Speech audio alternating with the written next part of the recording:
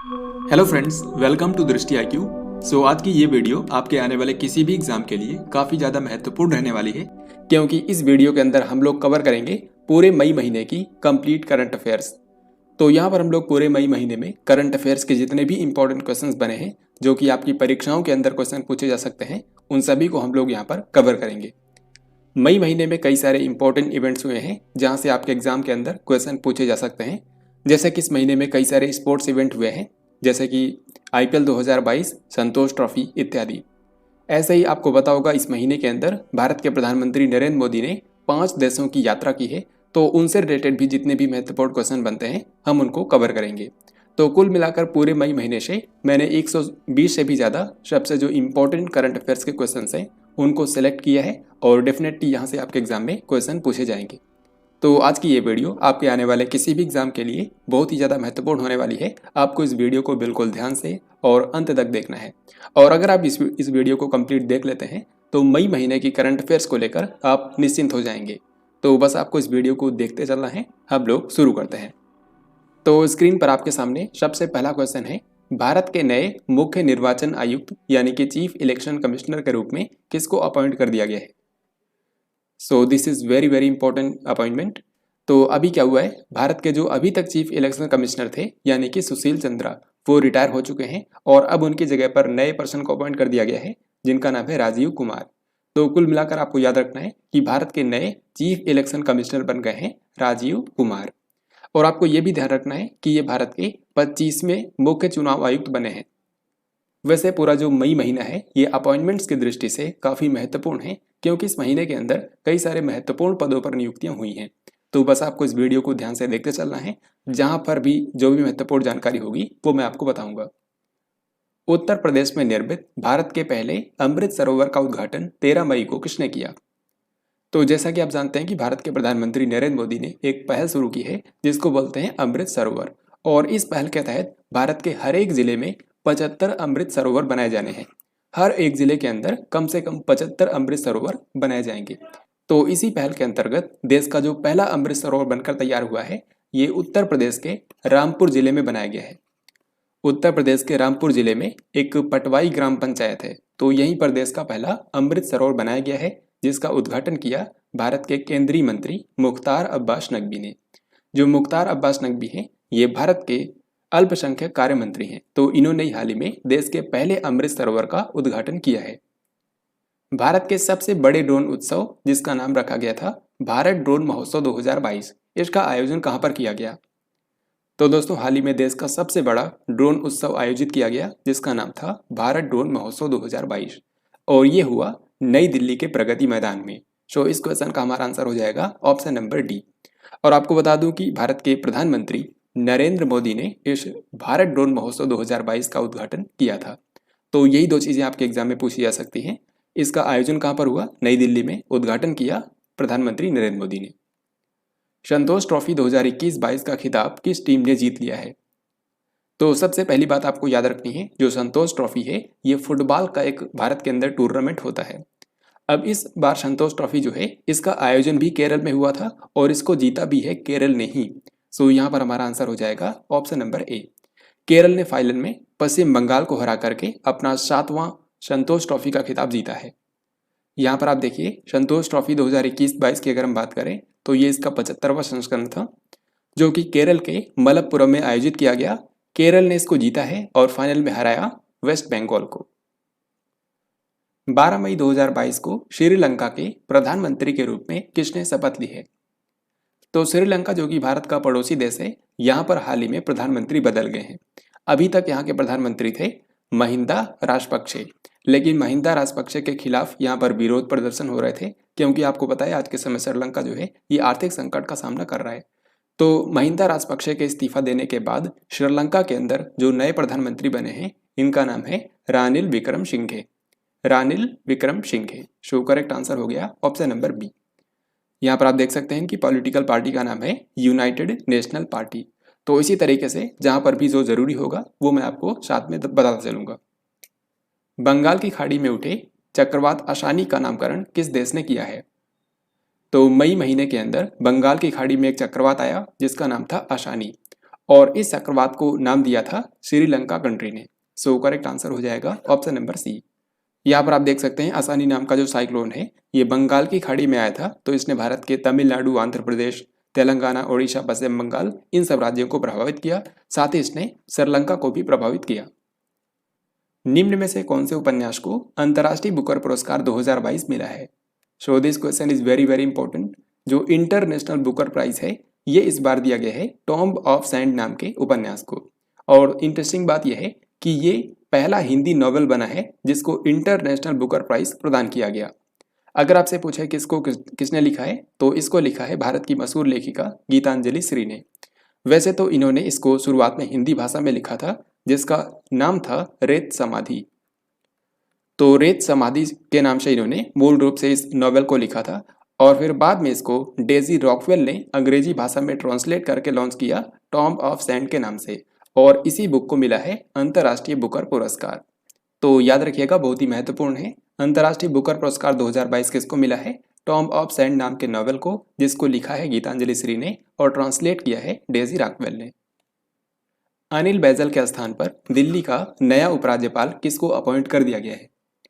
जैसा कि मैंने आपको बताया कि ये महीना अपॉइंटमेंट की दृष्टि से काफ़ी महत्वपूर्ण है क्योंकि कई सारे महत्वपूर्ण पदों पर नियुक्तियां हुई हैं। तो दिल्ली के अभी तक जो उपराज्यपाल थे लेफ्टिनेंट गवर्नर, उनका नाम था अनिल बैजल। ये 2016 से ही थे लेकिन हाल ही में इन्होंने इस्तीफा दे दिया, तो अब इनके बाद दिल्ली का नया उपराज्यपाल बना दिया गया है ऑप्शन नंबर सी यानी कि विनय कुमार सक्सेना को। विनय कुमार सक्सेना जो है ये अभी तक KVIC यानी कि जो खादी विलेज इंडस्ट्रीज कमीशन है उसके अध्यक्ष थे, लेकिन अब इनको दिल्ली का नया उपराज्यपाल बना दिया गया है। अप्रैल 2022 में सकल GST राजस्व संग्रह कितना रहा जो कि अब तक का सर्वाधिक है? तो GST का मतलब होता है गुड्स एंड सर्विसेज टैक्स यानी कि वस्तु और सेवा कर। इसको भारत में लागू किया गया था सन 2017 में। तो जब से ये लागू हुआ है तब से लेकर के अब तक जिस महीने में सबसे ज़्यादा GST कलेक्शन हुआ है ये है अप्रैल 2022, क्योंकि अप्रैल 2022 में 1.68 लाख करोड़ रुपए का GST कलेक्शन हुआ है जो कि अब तक किसी भी महीने में सर्वाधिक है। सो करेक्ट आंसर हो जाएगा ऑप्शन नंबर ए। यहाँ पर आप कुछ आंकड़े देख सकते हैं पिछले वित्त वर्ष के और इस वित्त वर्ष के। जो वित्त वर्ष 2022-23 चल रहा है इसमें अप्रैल महीने के अंदर जो GST कलेक्शन हुआ है ये है 1,67,540 करोड़ रुपए, और ये पिछले साल के अप्रैल महीने की तुलना में लगभग 20% की बढ़ोतरी देखी गई है। यात्रा और पर्यटन प्रतिस्पर्धा सूचकांक 2021 में भारत का कौन सा स्थान है? तो बेसिकली ये इंडेक्स बताता है कि कौन सा देश पर्यटकों को आकर्षित करने में सबसे आगे है। तो यात्रा और पर्यटन प्रतिस्पर्धा सूचकांक 2021 के मुताबिक भारत का स्थान है 54। सो यहाँ पर आंसर हो जाएगा ऑप्शन नंबर सी। और अगर आपसे पूछें कि इसमें टॉप पर कौन है तो इसमें टॉप पर है जापान। 22 से लेकर के 28 मई तक 75वीं विश्व स्वास्थ्य सभा कौन से शहर के अंदर आयोजित की गई? तो जो वर्ल्ड हेल्थ ऑर्गेनाइजेशन है यानी कि WHO, उसके द्वारा हर साल विश्व स्वास्थ्य सभा का आयोजन किया जाता है जिसमें दुनिया भर के जो कंट्रीज के प्रतिनिधि हैं वो इसमें पार्टिसिपेट करते हैं और यहाँ पर स्वास्थ्य संबंधी मुद्दों पर चर्चा की जाती है। तो इस बार जो 75वीं विश्व स्वास्थ्य सभा हुई है इसका आयोजन किया गया WHO के हेडक्वार्टर यानी कि जेनेवा स्विट्जरलैंड के अंदर। सो यहाँ पर हमारा आंसर हो जाएगा ऑप्शन डी। और याद रखिएगा इस बार के 75वीं विश्व स्वास्थ्य सभा की थीम रखी गई थी health for peace and peace for health, यानी कि शांति के लिए स्वास्थ्य और स्वास्थ्य के लिए शांति। और अगर आपसे ये पूछें कि इसमें भारत को किसने रिप्रेजेंट किया तो इसमें भारत की तरफ से हिस्सा लिया था जो भारत के स्वास्थ्य मंत्री हैं यानी कि मनसुख मांडविया ने। हाल ही में किस कंपनी ने $10.5 बिलियन में ACC और अंबुजा सीमेंट्स के अंदर होलसिम की हिस्सेदारी का अधिग्रहण कर लिया है? तो ACC और अंबुजा सीमेंट्स, इनके दोनों के बारे में आपने जरूर सुना होगा। ये भारत के अंदर सीमेंट उत्पादक कंपनियां हैं। तो अभी तक क्या था कि इनकी जो पेरेंट कंपनी थी वो एक स्विट्जरलैंड की कंपनी थी जिसका नाम था होलसिम, क्योंकि होलसिम कंपनी के ही पास इन दोनों की 51% से ज़्यादा शेयर थे। लेकिन अब क्या हुआ है कि होलसिम ने अपनी इसमें जो हिस्सेदारी थी उसको भारत की एक कंपनी को बेच दिया है जो कि है अडानी ग्रुप। तो इस तरीके से ACC और अंबुजा सीमेंट्स की जो पेरेंट कंपनी बन गई है ये है भारत की अडानी ग्रुप, और ये डील हुई $10.5 बिलियन में। 14 मई को भारत के गृह मंत्री अमित शाह ने इनमें से किस शहर के अंदर राष्ट्रीय साइबर फॉरेंसिक प्रयोगशाला का उद्घाटन किया? तो राष्ट्रीय साइबर फॉरेंसिक प्रयोगशाला जो है, इसके आप नाम से ही समझ सकते हैं कि भारत के अंदर बच्चों और महिलाओं को साइबर अपराधों से बचाने के लिए इस लैब की स्थापना की गई है। तो ये लैब कहाँ पर बनी है? इसको बनाया गया है तेलंगाना की राजधानी हैदराबाद में। शो करेक्ट आंसर हो जाएगा ऑप्शन नंबर सी। भारत के गृह मंत्री अमित शाह ने इसका उद्घाटन किया है। तो फ्रेंड, जैसा कि अभी तक आपने देखा, इस वीडियो के अंदर मैंने जितने भी क्वेश्चंस लिए हैं ये आपके आगामी परीक्षा के लिए बहुत ही ज़्यादा महत्वपूर्ण हैं। तो ऐसा ही आपको इस वीडियो को ध्यान से देखते चलना है, फिर आप मई महीने के करंट अफेयर्स को लेकर निश्चिंत हो जाएंगे। खबरों में रही ज्ञानवापी मस्जिद भारत के किस शहर के अंदर स्थित है? तो ज्ञानवापी मस्जिद ये मई 2022 के महीने में काफ़ी चर्चा में रही, क्योंकि ज्ञानवापी मस्जिद को लेकर हिंदू और मुस्लिम पक्ष के बीच में विवाद है और इसके लिए जो वीडियोग्राफी सर्वेक्षण किया गया था उसकी रिपोर्ट सुप्रीम कोर्ट को सौंप दी गई है। तो इसी कारण ये हाल ही में चर्चा में रही। ये है वाराणसी के अंदर। शो करेक्ट आंसर हो जाएगा ऑप्शन नंबर डी। जो काशी विश्वनाथ मंदिर है उसी के पास में ये मस्जिद स्थित है, जो कि हाल ही में चर्चा में रही। आईपीएल 2022 का खिताब किस टीम ने जीत लिया है? तो इंडियन प्रीमियर लीग 2022 का हाल ही में आयोजन किया गया। याद रखिए, ये इसका 15वां संस्करण था और इसका आयोजन महाराष्ट्र के अंदर किया गया। तो आईपीएल 2022 का खिताब किस टीम ने जीता है? इसको जीत लिया है गुजरात टाइटंस ने। आपको पता होगा इस बार के आईपीएल में 2 नई आईपीएल टीमें बनाई गई थी और इस तरीके से कुल मिलाकर के 10 आईपीएल टीमों ने हिस्सा लिया था। तो इनमें से गुजरात टाइटंस ने इसको जीत लिया है और इसने अपना पहला खिताब जीता है। गुजरात टाइटंस ने किसको हराया? तो इसने हराया राजस्थान रॉयल्स को और अपना पहला खिताब जीत लिया। रूस यूक्रेन युद्ध के बीच किस यूरोपीय देश ने नाटो में शामिल होने का फैसला किया है?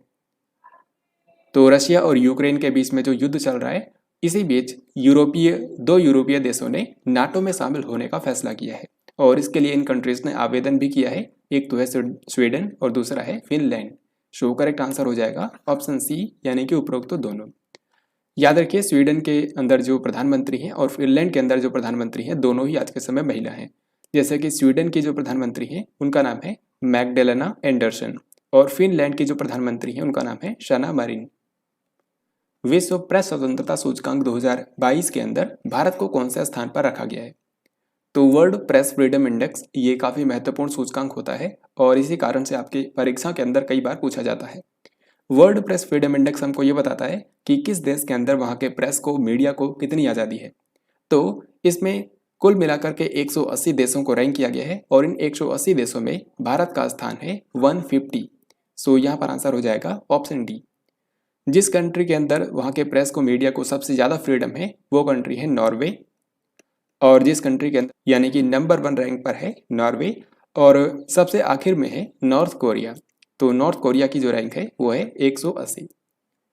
यहाँ पर आप देख सकते हैं वर्ल्ड प्रेस फ्रीडम इंडेक्स जो है इसको जारी करता है रिपोर्ट्स विदाउट बॉर्डर्स नाम की संस्था, जो कि पेरिस के अंदर स्थित है।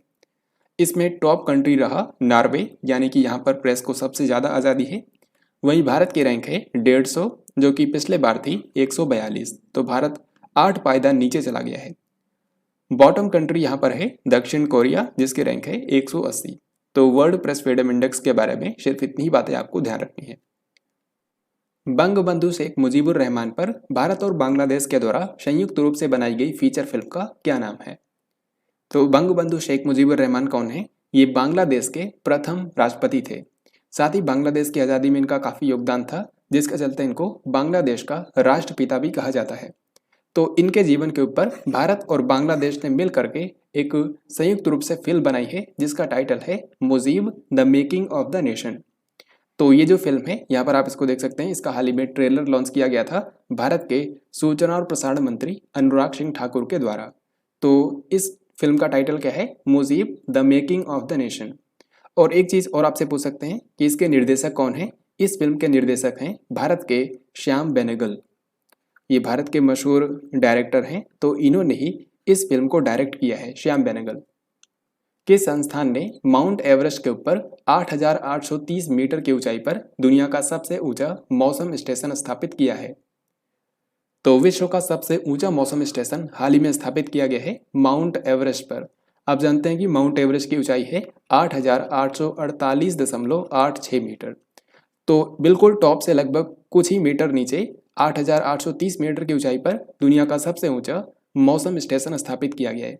जाहिर है कि इससे मौसम की निगरानी की जाएगी। तो सवाल यहाँ पर यह है कि इसको कौन से संस्थान ने स्थापित किया है। सही उत्तर हो जाएगा ऑप्शन नंबर डी, यानी कि नेशनल जियोग्राफिक सोसाइटी। नेट जियो नाम की जो संस्था है इसे ने इसको स्थापित किया है। 11 मई 2022 को एप्पल को पीछे छोड़ते हुए मार्केट कैप के हिसाब से दुनिया की सबसे बड़ी कंपनी कौन सी बन गई है। तो बाजार पूंजीकरण के मामले में दुनिया की सबसे मूल्यवान कंपनी कौन सी बन गई है ये आपको बताना है। सही उत्तर हो जाएगा ऑप्शन डी, यानी कि सऊदी अरामको। दोस्तों सऊदी अरामको जो कंपनी है ये सऊदी अरब की एक तेल और प्राकृतिक गैस कंपनी है। तो इसने हाल ही में एप्पल कंपनी को भी पीछे छोड़ दिया है और ये दुनिया की सबसे मूल्यवान कंपनी बन गई है। 12 मई को पीएम नरेंद्र मोदी ने किस देश के द्वारा आयोजित किए गए दूसरे वैश्विक कोविड वर्चुअल शिखर सम्मेलन में हिस्सा लिया। तो क्या है कि हाल ही में 12 मई के दिन भारत के प्रधानमंत्री नरेंद्र मोदी ने ग्लोबल कोविड वर्चुअल समिट के दूसरे संस्करण में हिस्सा लिया। तो आपसे यहाँ पर यह पूछा जा रहा है कि ये जो समिट है इसका आयोजन कौन सी कंट्री ने किया था।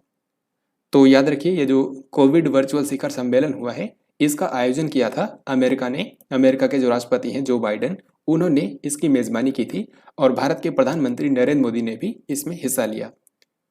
1 मई 2022 को किस विश्वविद्यालय ने अपनी स्थापना के 100 साल कंप्लीट कर लिए हैं। तो आपको यहाँ पर पहचानना है कि इनमें से वो कौन सी यूनिवर्सिटी है जिसके 100 साल कंप्लीट हो गए हैं 1 मई 2022 को। सही उत्तर हो जाएगा ऑप्शन ए, यानी कि दिल्ली यूनिवर्सिटी। जो दिल्ली विश्वविद्यालय है इसकी स्थापना हुई थी 1 मई सन 1922 को। तो आप क्लियरली देख सकते हैं कि 100 साल इसको कंप्लीट हो गए हैं और इसी अवसर पर हाल ही में एक कार्यक्रम का आयोजन किया गया था दिल्ली में, जहां पर भारत के जो उपराष्ट्रपति हैं एम वेंकैया नायडू और भारत के शिक्षा मंत्री धर्मेंद्र प्रधान ने हिस्सा लिया।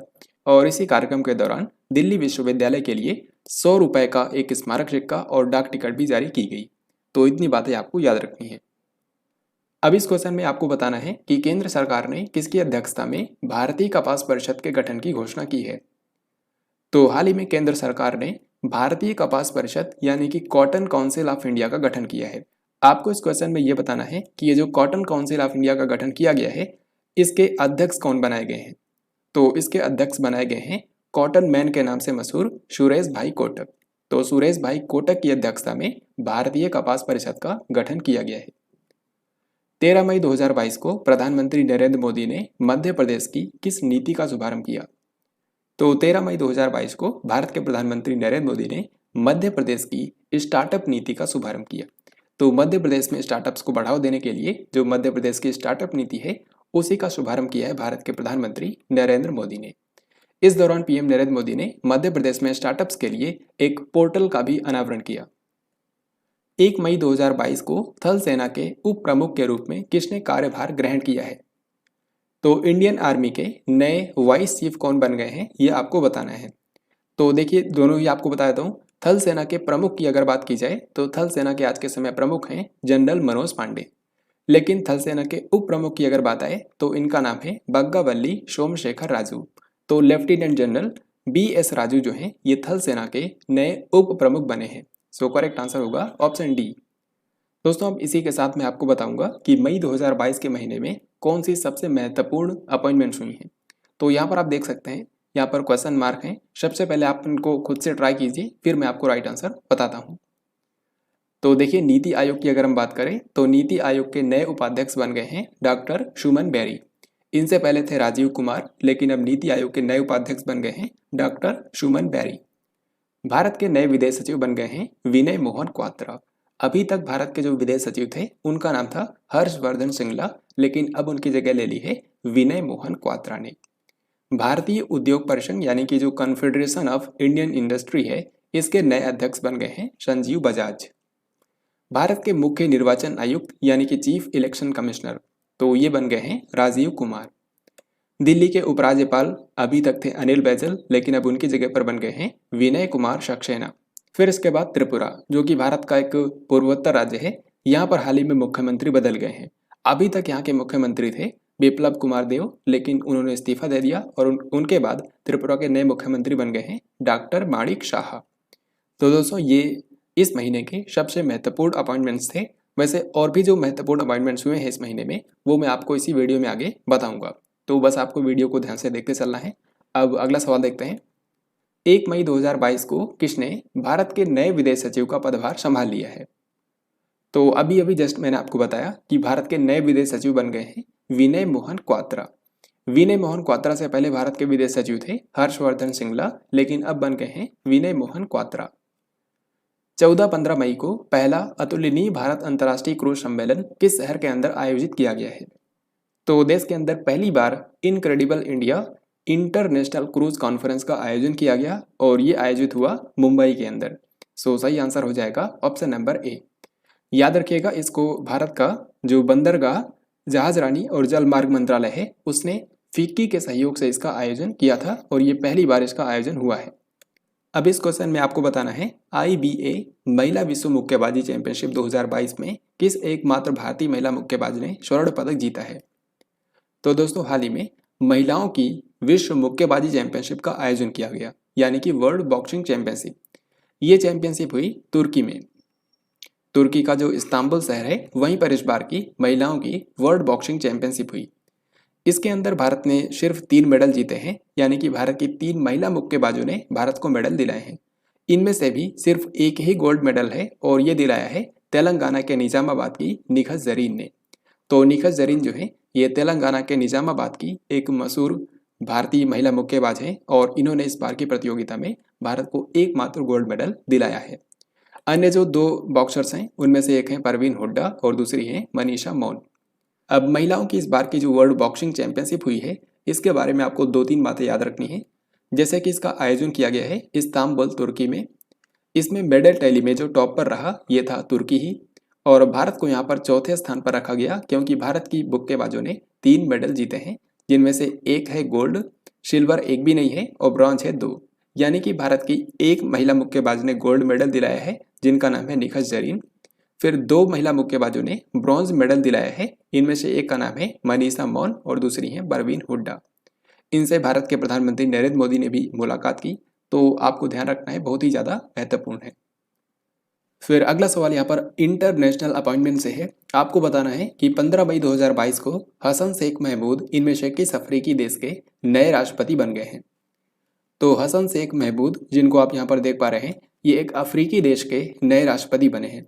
ये अफ्रीकी देश है सोमालिया। सोमालिया आपको पता है कि हॉर्न ऑफ अफ्रीका में स्थित एक देश है और ये दुनिया के सबसे करप्ट कंट्रीज में से एक है। तो यहाँ पर जो नए राष्ट्रपति बने हैं इनका नाम है हसन शेख महमूद। प्रधानमंत्री नरेंद्र मोदी ने 2 से लेकर के 4 मई तक किस यूरोपीय देश का दौरा किया?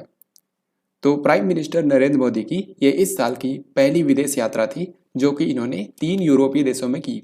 सबसे पहले ये गए जर्मनी के अंदर, फिर उसके बाद डेनमार्क में और उसके बाद फ्रांस में। तो इन 3 यूरोपीय देशों की प्राइम मिनिस्टर नरेंद्र मोदी ने यात्रा की। सो करेक्ट आंसर हो जाएगा ऑप्शन नंबर डी। प्रधानमंत्री नरेंद्र मोदी की इसी यात्रा से रिलेटेड अगला सवाल आपसे पूछा गया है कि 4 मई को प्रधानमंत्री नरेंद्र मोदी ने किस शहर के अंदर आयोजित किए गए दूसरे भारत नॉर्डिक शिखर सम्मेलन में भाग लिया? तो भारत और नॉर्डिक कंट्रीज के बीच में जो सम्मेलन होता है इसका दूसरा संस्करण हाल ही में आयोजित किया गया डेनमार्क की राजधानी कोपेनहेगन में। तो प्रधानमंत्री नरेंद्र मोदी जब डेनमार्क की यात्रा पर गए थे, इस यात्रा के 2nd चरण में, तो उसी दौरान पीएम नरेंद्र मोदी ने भारत नॉर्डिक शिखर सम्मेलन में हिस्सा लिया। सो करेक्ट आंसर हो जाएगा option number D. Nordic countries कौन से हैं? तो उत्तरी यूरोप में स्थित इन 5 कंट्रीज को नॉर्डिक कंट्रीज बोला जाता है। डेनमार्क, फिनलैंड, आइसलैंड, नॉर्वे और स्वीडन। तो इन कंट्रीज और भारत के बीच में एक सम्मेलन होता है जिसका दूसरा संस्करण हाल ही में आयोजित किया गया डेनमार्क की राजधानी कोपेनहेगन में। विश्व बैंक ने किस राज्य की श्रेष्ठ जी परियोजना के लिए $350 मिलियन की सहायता को मंजूरी दी है? तो सबसे पहले आपको बता दूं, जो श्रेष्ठ जी परियोजना है ये गुजरात के अंदर चलाई जा रही है। यहाँ पर जी का मतलब है गुजरात। तो गुजरात के अंदर स्वास्थ्य क्षेत्र में सुधार के लिए श्रेष्ठ जी परियोजना चलाई जा रही है। और वैसे तो इस परियोजना के ऊपर गुजरात सरकार के द्वारा टोटल $500 मिलियन खर्च किए जाएंगे, लेकिन इनमें से $350 मिलियन जो है ये वर्ल्ड बैंक से लोन के रूप में लिए जाएंगे। तो इसी की मंजूरी हाल ही में वर्ल्ड बैंक ने दे दी है। सो करेक्ट आंसर हमारा होगा ऑप्शन नंबर बी, यानी कि गुजरात। श्रेष्ठ जी का वैसे जो फुल फॉर्म है यहाँ पर आप इसको देख सकते हैं, इस पे जी का मतलब है गुजरात। पीएम नरेंद्र मोदी ने बेंगलुरु चेन्नई एक्सप्रेसवे की आधारशिला रखी, इसकी लंबाई होगी। तो हाल ही में भारत के प्रधानमंत्री नरेंद्र मोदी ने तमिलनाडु की राजधानी चेन्नई और जो कर्नाटक की राजधानी ही बेंगलुरु, इन दोनों को आपस में जोड़ने के लिए एक एक्सप्रेस वे की आधारशिला रखी है। ये एक्सप्रेस वे बेंगलुरु से लेकर के चेन्नई के बीच में बनाया जाएगा और इसकी टोटल लंबाई होगी 262 किलोमीटर। सो इस क्वेश्चन का हमारा आंसर हो जाएगा ऑप्शन नंबर डी। और आप देख सकते हैं इसको बनाने में लागत आएगी लगभग 14,870 करोड़ रुपए। इसके बन जाने से बेंगलुरु और चेन्नई के बीच में जो यात्रा का समय है वो काफ़ी घट जाएगा। 1 मई 2022 को किसने नीति आयोग के उपाध्यक्ष का कार्यभार संभाल लिया है? तो नीति आयोग में जैसा कि मैं आपको बताता हूँ, आपको सिर्फ 3 ही पद याद रखने हैं। सबसे पहले चेयरमैन। तो नीति आयोग में जो चेयरमैन होता है यानी कि अध्यक्ष, वो होते हैं प्रधानमंत्री, जो कि आज के समय है नरेंद्र मोदी। फिर वाइस चेयरमैन यानी कि उपाध्यक्ष। तो नीति आयोग के अभी तक उपाध्यक्ष थे राजीव कुमार, लेकिन अब उनकी जगह ले ली है डॉक्टर सुमन बेरी ने। फिर एक होता है सीईओ का पद यानी कि मुख्य कार्यकारी अधिकारी। तो नीति आयोग के सीईओ कौन है? अमिताभ कांत। तो यही 3 पद आपको नीति आयोग के बारे में याद रखने हैं। सो इस क्वेश्चन का हमारा आंसर क्या होगा? नीति आयोग के उपाध्यक्ष बने हैं doctor Suman Beri. So answer हो जाएगा ऑप्शन ए। 75वें कांस फिल्म फेस्टिवल 2022 के फिल्म बाजार वर्ग में ऑफिशियल कंट्री ऑफ ऑनर कौन सा देश था? कांस फिल्म फेस्टिवल जो होता है ये फ्रांस के अंदर आयोजित किया जाता है, क्योंकि कांस नाम का जो शहर है ये फ्रांस के अंदर ही है।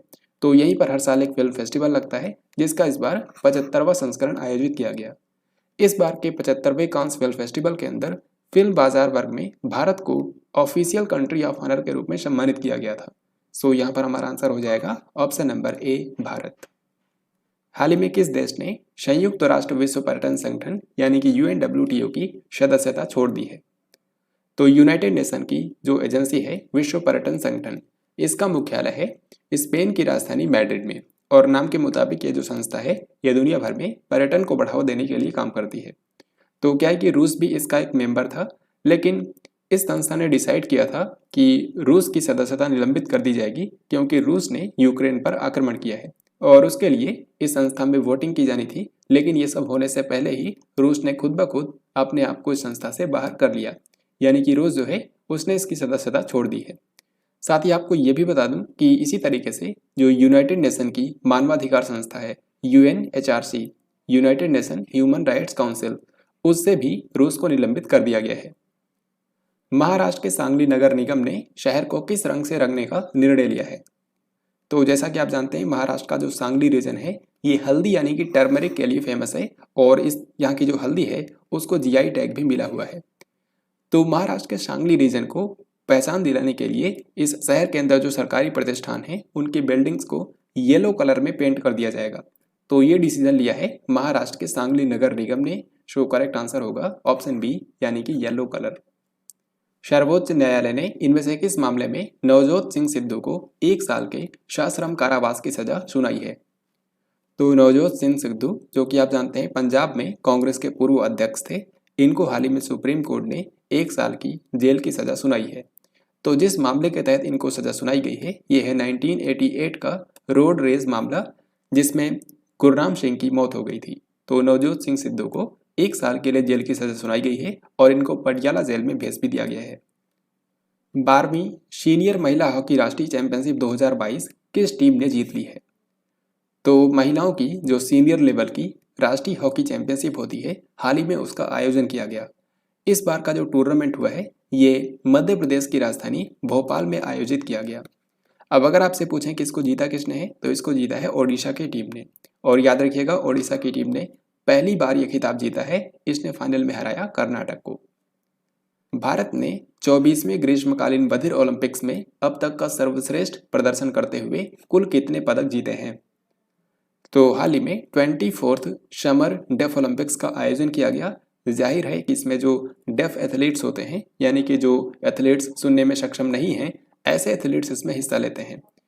इस बार भारत ने अपना सबसे बड़ा दल भेजा था। टोटल 65 खिलाड़ी भारत के गए थे और इन सभी खिलाड़ियों ने मिलकर के टोटल 17 मेडल भारत को दिलाए हैं। इनमें से 8 है गोल्ड मेडल, 1 है सिल्वर मेडल और बचे हुए 8 हैं ब्रॉन्ज मेडल। तो क्वेश्चन में पूछा गया है कि भारत को टोटल कितने मेडल मिले हैं? तो याद रखिए भारत को टोटल 17 मेडल मिले हैं और ये भारत का अब तक का सबसे बेहतरीन प्रदर्शन है। 24वें डेफ ओलंपिक्स के बारे में आपको 3-4 पॉइंट्स याद रखने हैं। सबसे पहली बात ये कि इसका आयोजन किया गया था ब्राज़ील में। ब्राज़ील के अंदर कैक्सियस डो सोल नाम का शहर है और यहीं पर इस बार का 24वां डेफ ओलंपिक्स का आयोजन किया गया। इसमें यूक्रेन रहा पदक तालिका में नंबर 1 पर, क्योंकि इसने सबसे ज़्यादा मेडल जीते हैं, और 9वें स्थान पर रहा अपना भारत। भारतीय उद्योग परिसंघ यानी कि जो कॉन्फेडरेशन ऑफ इंडियन इंडस्ट्री है, इसके अध्यक्ष के रूप में किसे चुना गया है? तो भारतीय उद्योग परिसंघ यानी कि जो CII है, इसके नए अध्यक्ष बन गए हैं संजीव बजाज। तो बजाज फिनवर्स के अध्यक्ष संजीव बजाज को भारतीय उद्योग परिसंघ का नया अध्यक्ष बना दिया गया है। अब ये क्वेश्चन भी स्पोर्ट के बारे में है, आपको बताना है कि विश्व स्नूकर चैंपियनशिप 2022 किसने जीत ली है? तो स्नूकर के अंदर अगर हम वर्ल्ड चैंपियनशिप की बात करें तो इस बार इसका आयोजन किया गया था इंग्लैंड के अंदर। वर्ल्ड स्नूकर चैंपियनशिप कहाँ पर हुई? इंग्लैंड में। और इसको इंग्लैंड के ही एक स्नूकर प्लेयर ने जीत लिया है जिनका नाम है रोनी ओसोलिवन। यहाँ पर आप इनको देख सकते हैं, रोनी ओसोलिवन। इन्होंने इस बार की वर्ल्ड स्नूकर चैंपियनशिप का खिताब जीत लिया है। किस मंत्रालय ने स्वच्छ भारत मिशन शहरी 2.0 के अंतर्गत स्वच्छ सर्वेक्षण 2023 का शुभारंभ किया है? तो जैसा कि आप जानते हैं, हर साल भारत में एक स्वच्छता सर्वेक्षण होता है और ये स्वच्छता सर्वेक्षण कौन कराता है? भारत का आवास और शहरी कार्य मंत्रालय यानी कि ministry of housing and urban affairs. तो अब जो 2023 में स्वच्छ सर्वेक्षण होगा उसको भी हाल ही में लॉन्च कर दिया गया है और ये इसका 8वां संस्करण होगा। सो करेक्ट आंसर होगा ऑप्शन नंबर सी। भारत के जो आवास और शहरी कार्य मंत्री हैं उनका नाम है हरदीप सिंह पुरी। मई 2022 में किस राज्य के अंदर 5 वर्ष से कम आयु के कई बच्चे टोमेटो फ्लू फैलने के कारण प्रभावित हुए? तो मई महीने के अंदर टोमेटो फ्लू के कई सारे मामले देखे गए थे केरल राज्य के अंदर। तो यहाँ पर हमारा आंसर हो जाएगा ऑप्शन नंबर सी यानी कि केरल। टोमेटो फ्लू के अंदर शरीर पर इस तरीके से दाने निकल आते हैं, तो ये जनरली बच्चों को ही होता है। तो हाल ही में कई सारे इसके मामले दर्ज किए गए थे केरल राज्य में। हाल ही में रेलटेल ने PM वाणी योजना के तहत देश के कितने रेलवे स्टेशनों पर वाईफाई सेवाएं शुरू की हैं? तो रेलटेल जो कि रेलवे के लिए टेलीकॉम सर्विसेज प्रोवाइड करने वाली संस्था है, इसने हाल ही में भारत सरकार के PM वाणी योजना के तहत देश के 100 रेलवे स्टेशनों पर वाईफाई सेवाएं शुरू की है।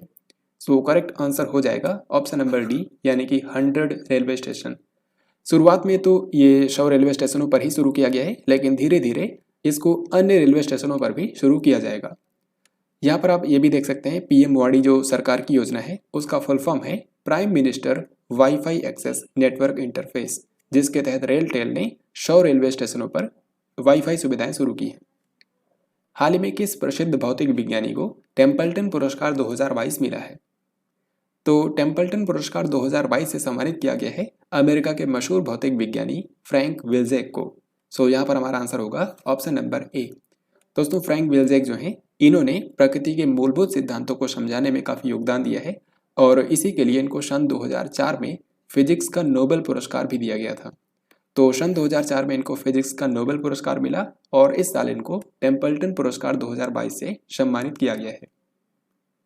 टाटा सन्स के द्वारा एयर इंडिया के MD और CEO के रूप में किसे नियुक्त कर दिया गया है? तो एयर इंडिया जो कि पहले एक सरकारी एयरलाइंस कंपनी थी, लेकिन इसी साल इसको टाटा सन्स को 18,000 करोड़ रुपए में बेच दिया गया था। तो अब ये एक प्राइवेट एयरलाइंस कंपनी है और इसके MD और CEO के रूप में नियुक्त किया गया है कैंपबेल विल्सन को, जो कि पहले सिंगापुर एयरलाइंस के लिए काम कर चुके हैं। तो अब इनको एयर इंडिया का MD और CEO बना दिया गया है। इसके अलावा भी हाल ही में कई सारे कंपनियों के अंदर नए MD और CEO बने हैं, तो इनके बारे में मैं आपको बताता हूँ। इंडिगो एयरलाइंस के अगले मुख्य कार्यकारी अधिकारी होंगे पीटर एल्बर्स। याद रखिए, अभी के समय जो इंडिगो एयरलाइंस है उसके CEO हैं रोनजय दत्ता, लेकिन ये इसी साल सितंबर में रिटायर होंगे। तो उसके बाद कौन होंगे ये अभी ही चुन लिया गया है, इनका नाम है पीटर एल्बर्स। एयर इंडिया के MD और CEO अभी मैंने आपको बताया कैंपबेल विल्सन। पेटीएम कंपनी जो कि एक पेमेंट सर्विस प्रोवाइडर कंपनी है, इसके MD और CEO के रूप में एक बार फिर से चुन लिया गया है विजय शेखर शर्मा को। भारती एयरटेल इसके MD और CEO बन गए हैं गोपाल विट्ठल। ये पहले भी यही थे, एक बार फिर से इन्हीं को बना दिया गया है। इन्फोसिस जो कि एक प्रमुख IT कंपनी है, इसके MD और CEO बन गए हैं शालिल पारेख। ये इनको फिर से बनाया गया है क्योंकि पहले से भी यही थे। लॉर्सन एंड टुब्रो के MD और CEO बन गए हैं SN सुब्रमण्यम। तो ये कुछ कंपनियों के जो MD और CEO बने हैं, इनको आपको बिल्कुल ध्यान रखना है। इनको मैंने अलग से बताया है ताकि आपको आसानी से याद रहे। 23 से लेकर के 25 मई तक पीएम नरेंद्र मोदी किस देश की आधिकारिक यात्रा पर थे। इस वीडियो के इंट्रोडक्शन में मैंने आपको बताया था कि भारत के प्रधानमंत्री नरेंद्र मोदी मई महीने के अंदर टोटल 5 देशों की यात्रा पर गए थे। इनमें से 3 के बारे में मैंने आपको ऑलरेडी बता दिया है कि जो 3 यूरोपीय देश हैं, जर्मनी, फिर उसके बाद डेनमार्क और फ्रांस, इन 3 देशों की यात्रा पर गए थे। फिर उसके बाद पीएम नरेंद्र मोदी ने 16 मई को नेपाल का दौरा किया, जिसके बारे में इस वीडियो के अंदर मैं आपको आगे बताऊंगा। नेपाल में वो लुम्बिनी गए थे।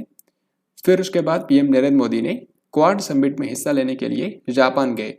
जापान की राजधानी टोक्यो में क्वाड समिट का आयोजन किया गया था, तो उसमें हिस्सा लेने के लिए पीएम नरेंद्र मोदी ने जापान का दौरा किया। तो इस तरीके से 5 देशों की यात्रा पर गए थे। अब इस क्वेश्चन में जो पूछा गया है 23 से लेकर के 25 मई तक प्रधानमंत्री नरेंद्र मोदी ने किस देश की आधिकारिक यात्रा की, तो ये है जापान। क्योंकि इसी दौरान 24 मई को जापान में क्वाड लीडर्स की समिट का आयोजन किया गया था और उसी में हिस्सा लेने के लिए वहाँ के जो प्रधानमंत्री हैं फूमियो किशिदा, उन्होंने पीएम नरेंद्र मोदी को इन्वाइट किया था। नेक्स्ट क्वेश्चन में यही आपसे पूछा जा रहा है कि 24 मई को क्वाड लीडर्स की दूसरी इन पर्सन समिट किस शहर के अंदर आयोजित की गई। तो क्वाड क्या है? क्वाड के अंदर टोटल 4 देश आते हैं। अमेरिका है, भारत है, जापान है और ऑस्ट्रेलिया है।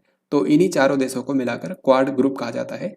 इनके जो लीडर्स हैं उनका हाल ही में दूसरा शिखर सम्मेलन हुआ, जो कि जापान की राजधानी टोक्यो में आयोजित किया गया। सो इस क्वेश्चन का हमारा आंसर होगा ऑप्शन नंबर ए। इसमें चारों ही क्वाड कंट्रीज के जो लीडर्स हैं उन्होंने हिस्सा लिया, जैसे कि जापान के प्रधानमंत्री फूमियो किशिदा, अमेरिका के राष्ट्रपति जो बाइडेन, ऑस्ट्रेलिया के जो नए नए प्रधानमंत्री बने हैं एंथनी अल्बनीज, और ये हैं भारत के प्रधानमंत्री नरेंद्र मोदी। तो चारों लीडर्स के बीच में क्वाड समिट का आयोजन किया गया। 24 मई को क्वाड नेताओं ने क्वाड फेलोशिप कार्यक्रम का शुभारंभ किया। ये छात्रवृत्ति प्रत्येक वर्ष कितने विद्यार्थियों को दी जाएगी? तो जैसा कि अभी मैंने आपको बताया क्वाड लीडर्स की समिट हुई है, तो इसी दौरान क्वाड नेताओं ने क्वाड फेलोशिप कार्यक्रम का शुभारंभ किया है। इसके तहत जो अमेरिका के अंदर यूनिवर्सिटीज़ हैं उसमें पढ़ने के लिए क्वाड कंट्रीज़ के जो छात्र हैं उनको फेलोशिप प्रदान की जाएगी। तो इसमें यह डिसाइड किया गया है कि हर साल जो क्वाड के चारों कंट्रीज़ हैं उनमें हर एक कंट्री के 25-25 छात्रों को ये छात्रवृत्ति प्रदान की जाएगी। यानी कि कुल मिलाकर के हर साल 25x4 यानी कि 100 विद्यार्थियों को इस फेलोशिप कार्यक्रम के तहत छात्रवृत्ति प्रदान की जाएगी। सो सही आंसर हो जाएगा ऑप्शन नंबर बी, यानी कि 100 स्टूडेंट्स को, जिसमें से भारत के भी 25 छात्रों को यह लाभ मिलेगा। देन इसके बाद नेक्स्ट क्वेश्चन है 23 मई को भारत और किस देश ने निवेश प्रोत्साहन समझौते यानी कि इन्वेस्टमेंट इंसेंटिव एग्रीमेंट पर हस्ताक्षर किए हैं। तो अभी हाल ही में जब भारत के प्रधानमंत्री नरेंद्र मोदी जापान की यात्रा पर गए हुए थे, तो उसी दौरान अमेरिका के जो राष्ट्रपति हैं जो बाइडेन, उनके साथ में एक समझौता किया गया। ये समझौते का नाम है निवेश प्रोत्साहन समझौता। तो अगर आपसे पूछे कि ये समझौता किन कंट्रीज के बीच में हुआ है, भारत और अमेरिका। दिवंगत फोटो पत्रकार दानिश सिद्दीकी और उनके 3 सहयोगियों को किस श्रेणी में पुलित्जर पुरस्कार 2022 प्रदान किया गया? तो पुलित्जर पुरस्कार जो है ये मेनली पत्रकारिता में दिया जाता है। सन 2022 के लिए इसकी अनाउंसमेंट हो चुकी है। यहाँ पर आप देख सकते हैं पुलित्जर पुरस्कार 2022 के अंदर पब्लिक सर्विस श्रेणी में दिया गया है वॉशिंगटन पोस्ट को। ये अमेरिका का एक न्यूज़पेपर है। वहीं फीचर फोटोग्राफी की श्रेणी में भारतीयों को यह सम्मान मिला है, जिनका नाम है अदनान अबीदी, शना इरशाद मट्टू, अमित दवे और दिवंगत पत्रकार दानिश सिद्दीकी। जो दानिश सिद्दीकी हैं, अफगानिस्तान में इनकी पिछले साल डेथ हो गई थी, तो इनको और इनके 3 सहयोगियों को फीचर फोटोग्राफी की श्रेणी में पुलित्जर पुरस्कार प्रदान किया गया है। वहीं यूक्रेन के पत्रकारों को इस बार के पुरस्कार समारोह में स्पेशल अवार्ड दिया गया है। तो अब हम क्वेश्चन पर वापस आते हैं। यहाँ पर पूछा गया था कि भारत के जो दिवंगत पत्रकार हैं दानिश सिद्दीकी, इनको कौन सी श्रेणी में दिया गया है? तो याद रखिए इनको फीचर फोटोग्राफी की श्रेणी में दिया गया है। तो पुलित्जर पुरस्कार 2022 के बारे में यही कुछ इंपॉर्टेंट पॉइंट्स हैं जो कि आपको याद रखने हैं। इनमें से किस वरिष्ठ आईएफएस अधिकारी को प्रधानमंत्री नरेंद्र मोदी का निजी सचिव बना दिया गया है? तो प्राइम मिनिस्टर नरेंद्र मोदी के जो प्राइवेट सेक्रेटरी हैं ये हाल ही में बने हैं विवेक कुमार। ये एक इंडियन फॉरेन सर्विसेज के अधिकारी हैं। तो इन्हीं को भारत के प्रधानमंत्री नरेंद्र मोदी का निजी सचिव बना दिया गया है। दिल्ली के 3 नगर निगमों का औपचारिक रूप से विलय कब हुआ? तो देखिए, जैसा कि आप जानते हैं दिल्ली के अंदर अभी तक 3 म्यूनिसिपल कॉरपोरेशन थे, यानी कि 3 नगर निगम थे। एक तो था उत्तरी दिल्ली नगर निगम, दूसरा था दक्षिणी दिल्ली नगर निगम और तीसरा था पूर्वी दिल्ली नगर निगम। तो अब क्या हुआ है, इन तीनों को आपस में मर्ज करके एक ही नगर निगम बना दिया गया है जिसका नाम है म्यूनिसिपल कॉरपोरेशन ऑफ दिल्ली।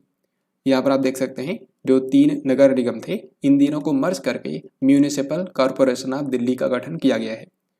ये सब किया गया एक बिल के तहत जिसको इस बार के बजट सत्र के दौरान संसद में लाया गया था। यहाँ पर आप देख सकते हैं Delhi municipal corporation amendment bill 2022। तो इसके तहत इन 3 नगर निगमों का आपस में विलय कर दिया गया और ये सब लागू हुआ 22 मई 2022 को। सो करेक्ट आंसर हो जाएगा ऑप्शन नंबर बी। किस देश ने समृद्धि के लिए हिंद प्रशांत आर्थिक रूपरेखा यानी कि Indo Pacific economic framework for prosperity की शुरुआत की है? सही उत्तर हो जाएगा ऑप्शन नंबर डी यानी कि अमेरिका।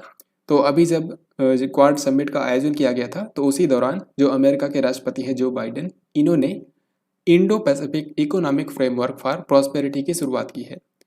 इंडो पैसिफिक रीजन जो है उसमें चीन के बढ़ते प्रभुत्व का मुकाबला करने के लिए इसकी शुरुआत की गई है। यहाँ पर आप ये भी देख सकते हैं कि इस फ्रेमवर्क के 13 इनिशियल पार्टनर्स हैं।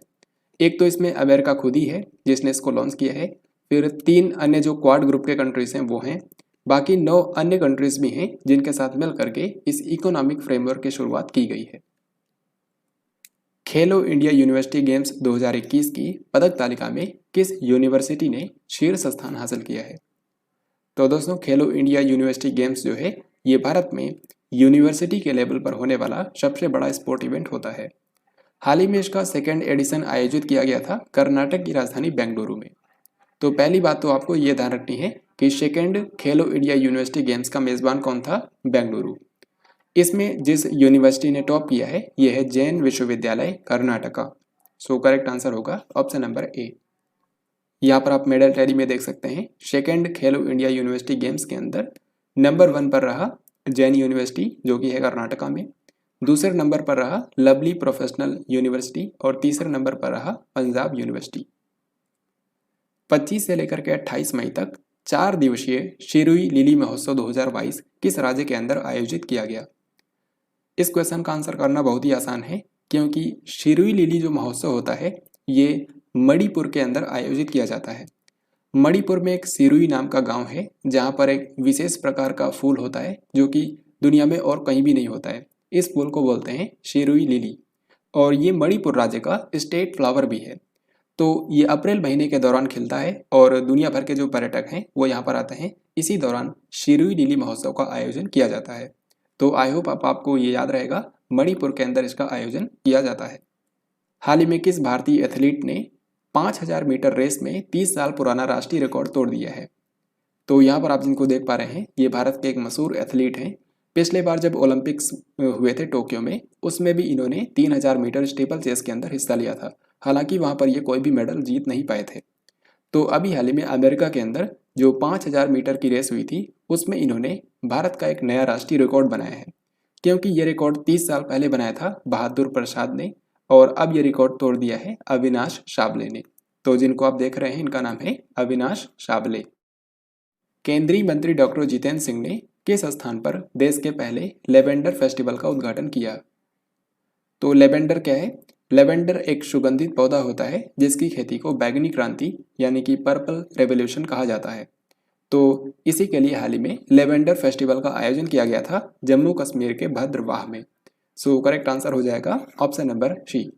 जो भद्रवाह है ये जम्मू कश्मीर के डोडा जिले में है और यहीं से पर्पल रेवोल्यूशन की शुरुआत हुई थी। 22 से लेकर के 26 मई तक विश्व आर्थिक मंच की वार्षिक बैठक किस शहर के अंदर आयोजित की गई? तो वर्ल्ड इकोनॉमिक फोरम की हर साल जो बैठक होती है उसका आयोजन एक ही जगह पर होता है और ये जगह है स्विट्जरलैंड का दावोस शहर। सो सही आंसर हो जाएगा ऑप्शन बी। इस समिट के अंदर दुनिया भर के जो लीडर्स हैं वो हिस्सा लेते हैं। भारत की तरफ से इसमें भारत को रिप्रेजेंट किया था भारत के वाणिज्य और उद्योग मंत्री पीयूष गोयल ने। यहाँ पर आप ये भी देख सकते हैं इस बार के वर्ल्ड इकोनॉमिक फोरम की जो वार्षिक बैठक हुई है इसकी थीम रखी गई थी वर्किंग टुगेदर रिस्टोरिंग ट्रस्ट। तो अगले सवाल में आपसे यही पूछा गया है कि 22 से लेकर के 26 मई तक आयोजित किए गए वर्ल्ड इकोनॉमिक फोरम की जो वार्षिक बैठक है इसमें भारत का नेतृत्व किसने किया? तो इसमें भारत को रिप्रेजेंट किया है भारत के वाणिज्य और उद्योग मंत्री पीयूष गोयल ने। एक चीज़ और आपको बता दूं, ये वर्ल्ड इकोनॉमिक फोरम का मुख्यालय है जेनेवा स्विट्जरलैंड के अंदर, जबकि ये जो इसकी समिट होती है, वार्षिक समिट, उसका आयोजन होता है दावोस के अंदर। किस राज्य की सरकार ने चारे की खेती करने वाले किसानों के लिए चारा बिजाई योजना शुरू की है? तो राज्य के अंदर चारे की खेती करने वाले किसानों के लिए हाल ही में हरियाणा की सरकार ने चारा बिजाई योजना शुरू की है। इस योजना के अंतर्गत अगर हरियाणा के जो किसान हैं वो अपने खेत में अगर चारा उगाते हैं जानवरों के लिए, तो उसके लिए उनको सरकार के द्वारा वित्तीय सहायता दी जाएगी। बेसिकली इसमें डिसाइड किया गया है कि प्रति एकड़ के हिसाब से 10,000 रुपये की वित्तीय सहायता दी जाएगी किसानों को अगर वो अपने खेतों में चारा उगाते हैं। इससे पशुपालकों को भी लाभ मिलेगा क्योंकि उनको अपने जानवरों के लिए चारा उपलब्ध होगा। लग्जरी ब्रांड लुइस विटॉन की पहली भारतीय ब्रांड एम्बेसडर कौन बन गई हैं? तो लुइस विटॉन जो है ये फ्रांस की एक फैशन ब्रांड है और इन्होंने हाल ही में भारतीय एक्ट्रेस दीपिका पादुकोण को अपना ब्रांड एम्बेसडर बनाया है और इस तरीके से ये पहली भारतीय बनी है जिनको लुइस विटॉन ने अपना ब्रांड एम्बेसडर बनाया हो। आपको बता दूं, जैसा कि अभी मैंने आपको बताया था कि कांस फिल्म फेस्टिवल का हाल ही में आयोजन किया गया था फ्रांस में। तो इस फिल्म फेस्टिवल के अंदर अवार्ड्स का चयन करने के लिए जो ज्यूरी बनाई गई थी उसमें भारत की दीपिका पादुकोण भी शामिल हुई थी। तो इसी को देखते हुए जो लुइस विटॉन कंपनी है इन्होंने अपना ब्रांड एम्बेसडर बनाया था दीपिका पादुकोण को। दुनिया का सबसे बड़ा ग्लास बॉटम ब्रिज जिसका नाम है बाख लॉन्ग पैदल यात्री पुल, ये किस देश के अंदर खोल दिया गया है? तो ग्लास बॉटम ब्रिज का मतलब ये है कि इसका जो सरफेस है वो कांच का बना होगा, यानी कि आप नीचे भी देख सकते हैं। तो ये दुनिया का सबसे बड़ा ग्लास बॉटम ब्रिज है जिसकी टोटल लंबाई है 632 मीटर।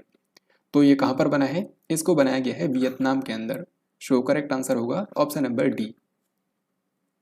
विश्व जूनियर भारोत्तोलन चैंपियनशिप में स्वर्ण पदक जीतने वाली पहली भारतीय महिला कौन बन गई है? तो अभी तक वर्ल्ड जूनियर जो वेटलिफ्टिंग चैंपियनशिप होती है उसमें किसी भी भारतीय महिला ने गोल्ड मेडल नहीं जीता था। तो ये रिकॉर्ड अब बनाया है भारत की हर्षदा शरद गरुड़ ने। सो करेक्ट आंसर हो जाएगा ऑप्शन डी। हर्षदा शरद गरुड़ जो है ये महाराष्ट्र की निवासी है और इन्होंने इस बार की जो वर्ल्ड जूनियर वेटलिफ्टिंग चैंपियनशिप हुई उसमें भारत को गोल्ड मेडल दिलाया।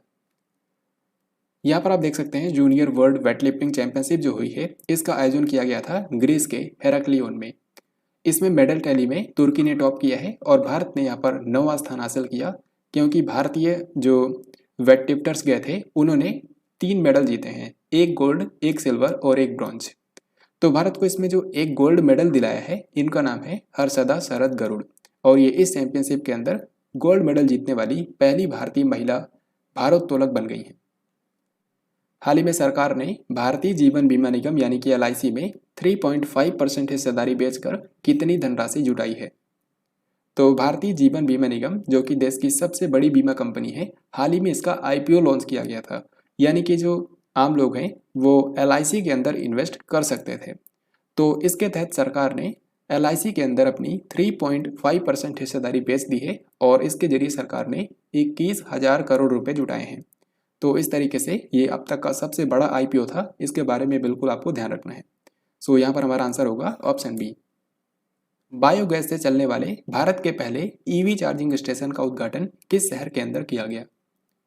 तो बायोगैस से चलने वाले भारत के पहले इलेक्ट्रिक व्हीकल चार्जिंग स्टेशन का उद्घाटन किया गया है मुंबई शहर के अंदर।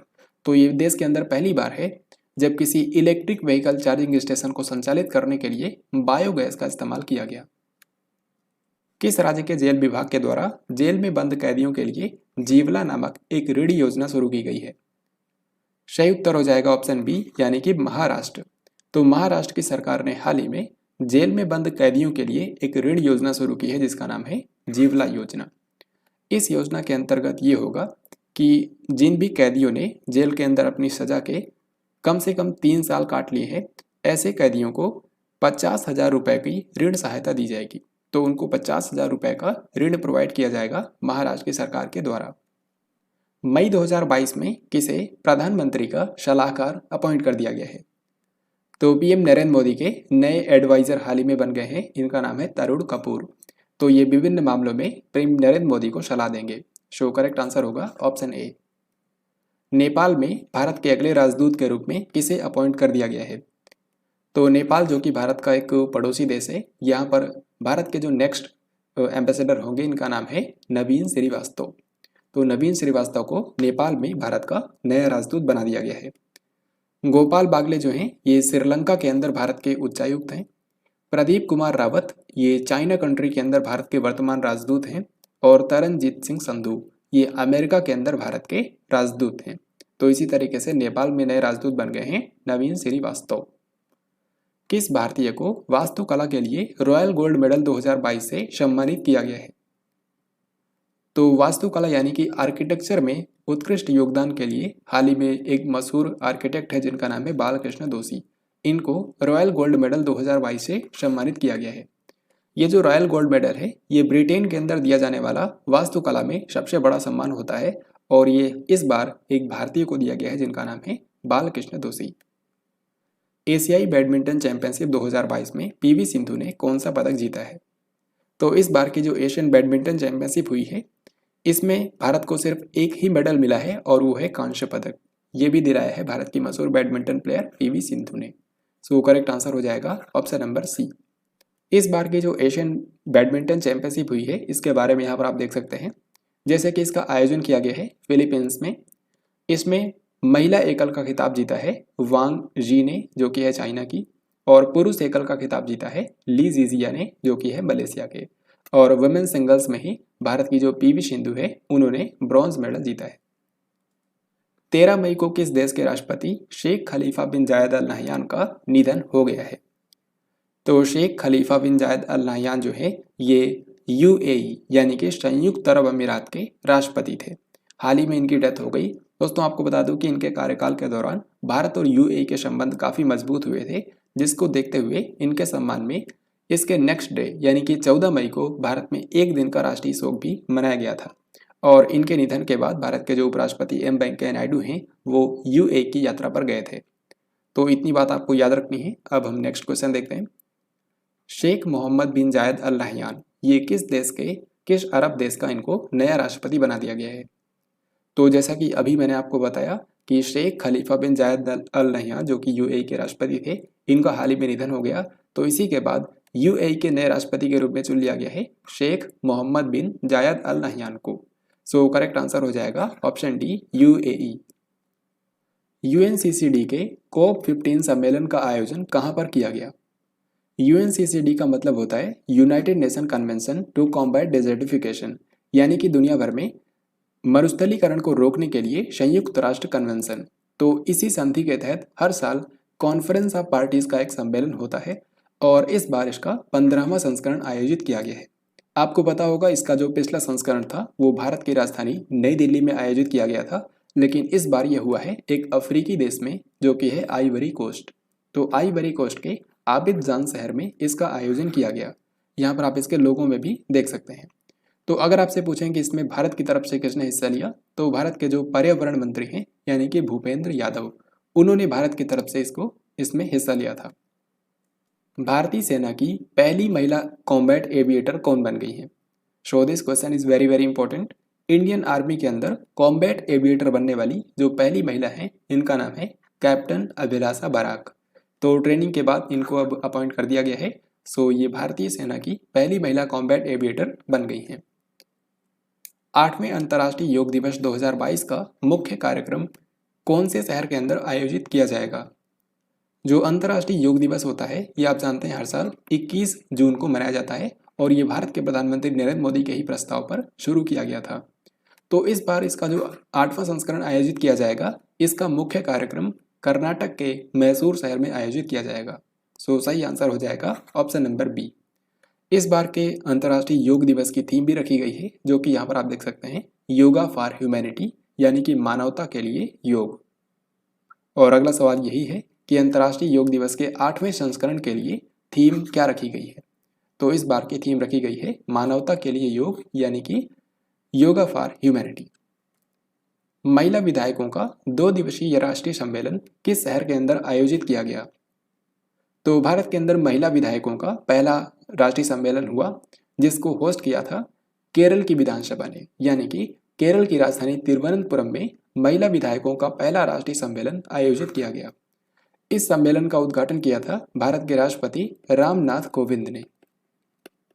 रामनाथ कोविंद ने इसका उद्घाटन किया था और इसके समापन समारोह में भारत के जो लोकसभा के अध्यक्ष हैं ओम बिरला, उन्होंने भी हिस्सा लिया था। तो क्योंकि ये महिला विधायकों का सम्मेलन था, तो इसमें भारत के अलग अलग राज्यों की जो महिला विधायक हैं उन्होंने हिस्सा लिया, साथ ही में महिला सांसदों ने भी इसमें पार्टिसिपेट किया। मई 2022 में सुप्रीम कोर्ट ने राजद्रोह कानून के इस्तेमाल पर रोक लगा दी है। आपको बताना है कि आईपीसी की वो कौन सी धारा है जिसमें इसका प्रावधान है। तो राजद्रोह कानून यानी कि जो सेडिशन लॉ है, इसके अंतर्गत अगर किसी भी व्यक्ति को राजद्रोह का दोषी पाया जाता है तो उसको कारावास की सजा भी हो सकती है, साथ ही उस पर आर्थिक जुर्माना भी लगाया जा सकता है। लेकिन हाल ही में सुप्रीम कोर्ट ने इसके इस्तेमाल पर रोक लगा दी है। तो जब तक सरकार इसकी समीक्षा नहीं कर लेती है तब तक इसके तहत कोई भी नया मामला दर्ज नहीं किया जाएगा। तो याद रखिए, जो राजद्रोह कानून है ये भारतीय दंड संहिता की धारा 124A के अंदर इसका वर्णन है। सो करेक्ट आंसर होगा ऑप्शन नंबर ए। केंद्र सरकार ने किस वर्ष तक सड़क दुर्घटनाओं में होने वाली मौतों की संख्या में 50% कमी लाने का लक्ष्य रखा है? सही उत्तर होगा ऑप्शन बी, यानी कि सन 2024। 2024 तक भारत में जितनी भी सड़क दुर्घटनाओं में डेथ हो जाती हैं उनकी संख्या को 50% तक कम कर देना है, यानी कि आधा कर देना है। बोंग बोंग मार्कोस जूनियर ये किस एशियाई देश के नए राष्ट्रपति बन गए हैं? तो बोंग बोंग मार्कोस जूनियर, जिनको आप यहाँ पर देख पा रहे हैं, ये हाल ही में फिलीपींस कंट्री के अंदर नए राष्ट्रपति चुने गए हैं। सो सही आंसर हो जाएगा ऑप्शन नंबर सी। फिलीपींस की अगर हम बात करें तो यहाँ की राजधानी है मनीला और यहाँ की करेंसी है पीसो। फिलीपींस ही वो पहला कंट्री है जिसने भारत के साथ ब्रह्मोस मिसाइल खरीदने का समझौता किया है। एक बात और आपको बता दूं कि फिलीपींस में ही हाल ही में एक साइक्लोन आया था जिसका नाम था मैगी, जिसके चलते यहाँ पर लगभग 200 से भी ज़्यादा लोग मारे गए थे। इसरो ने शुक्र ग्रह के अध्ययन के लिए किस वर्ष के अंत तक अपना मिशन भेजने की योजना बनाई है? तो इसरो, जो कि भारत की स्पेस एजेंसी है, इसका मतलब होता है इंडियन स्पेस रिसर्च ऑर्गेनाइजेशन। तो इसने शुक्र ग्रह यानी कि वीनस के अध्ययन के लिए एक मिशन भेजने की योजना बनाई है और इस मिशन के तहत जो शुक्र ग्रह का एटमॉस्फेयर है और शुक्र ग्रह का जो सरफेस है उसका अध्ययन किया जाएगा। इसमें जो स्पेसक्राफ्ट भेजा जाएगा इसरो के द्वारा उसका नाम रखा गया है शुक्रयान-1। तो ये कब तक भेजा जाएगा? इसको भेजा जाएगा सन 2024 के एंड तक। सो यहाँ पर हमारा आंसर होगा ऑप्शन नंबर सी। इसरो के जो वर्तमान अध्यक्ष हैं उनका नाम है एस सोमनाथ। 15 मई को त्रिपुरा के नए मुख्यमंत्री के रूप में किसने शपथ ली है? तो त्रिपुरा, जो कि भारत का एक पूर्वोत्तर राज्य है, यहाँ पर हाल ही में मुख्यमंत्री बदल गए हैं। अभी तक यहाँ के मुख्यमंत्री थे बिप्लब कुमार देव, लेकिन उन्होंने इस्तीफा दे दिया और अब उनके बाद त्रिपुरा के नए मुख्यमंत्री के रूप में शपथ ले ली है डॉक्टर माणिक साहा ने। और ये कौन सी पार्टी को बिलोंग करते हैं ये आप सभी जानते हैं। त्रिपुरा के अंदर बीजेपी पार्टी की सरकार है, तो ये बीजेपी पार्टी को बिलोंग करते हैं। हाल ही में जारी किए गए सरकारी आंकड़ों के अनुसार भारत ने वित्त वर्ष 2021-22 में कितना प्रत्यक्ष विदेशी निवेश यानी कि एफडीआई प्राप्त किया है? तो विदेशी कंपनियां जो भारत में इन्वेस्ट करती हैं उनको बोलते हैं एफडीआई यानी कि फॉरेन डायरेक्ट इन्वेस्टमेंट। तो पिछला जो वित्त वर्ष बीता है उसमें भारत के अंदर जो एफडीआई मिला है टोटल ये है $83.57 बिलियन और ये अब तक किसी भी वित्त वर्ष में सबसे ज़्यादा एफडीआई भारत को मिला है। सो करेक्ट आंसर हो जाएगा ऑप्शन डी। इसके रिगार्डिंग हाल ही में जो सरकारी आंकड़े जारी किए गए हैं ये आपके एग्जाम के लिए काफ़ी महत्वपूर्ण हैं, क्योंकि प्रीवियसली भी कई सारे एग्जाम्स के अंदर इससे रिलेटेड क्वेश्चन पूछे गए हैं। जैसे कि इस बार टोटल एफडीआई कितना मिला है, तो ये है $83.57 बिलियन। ये पिछले वित्त वर्ष की तुलना में $1.6 बिलियन बढ़ा है। फिर अगर हम ये देखें कि भारत में जो ये टोटल एफडीआई मिला है इसमें सबसे ज़्यादा कौन सी कंट्री ने कंट्रीब्यूट किया है, यानी कि किस कंट्री ने भारत में सबसे ज़्यादा विदेशी निवेश किया है, तो ये कंट्री है सिंगापुर। सिंगापुर के बाद दूसरे नंबर पर आता है अमेरिका, तीसरे नंबर पर है मॉरिशस।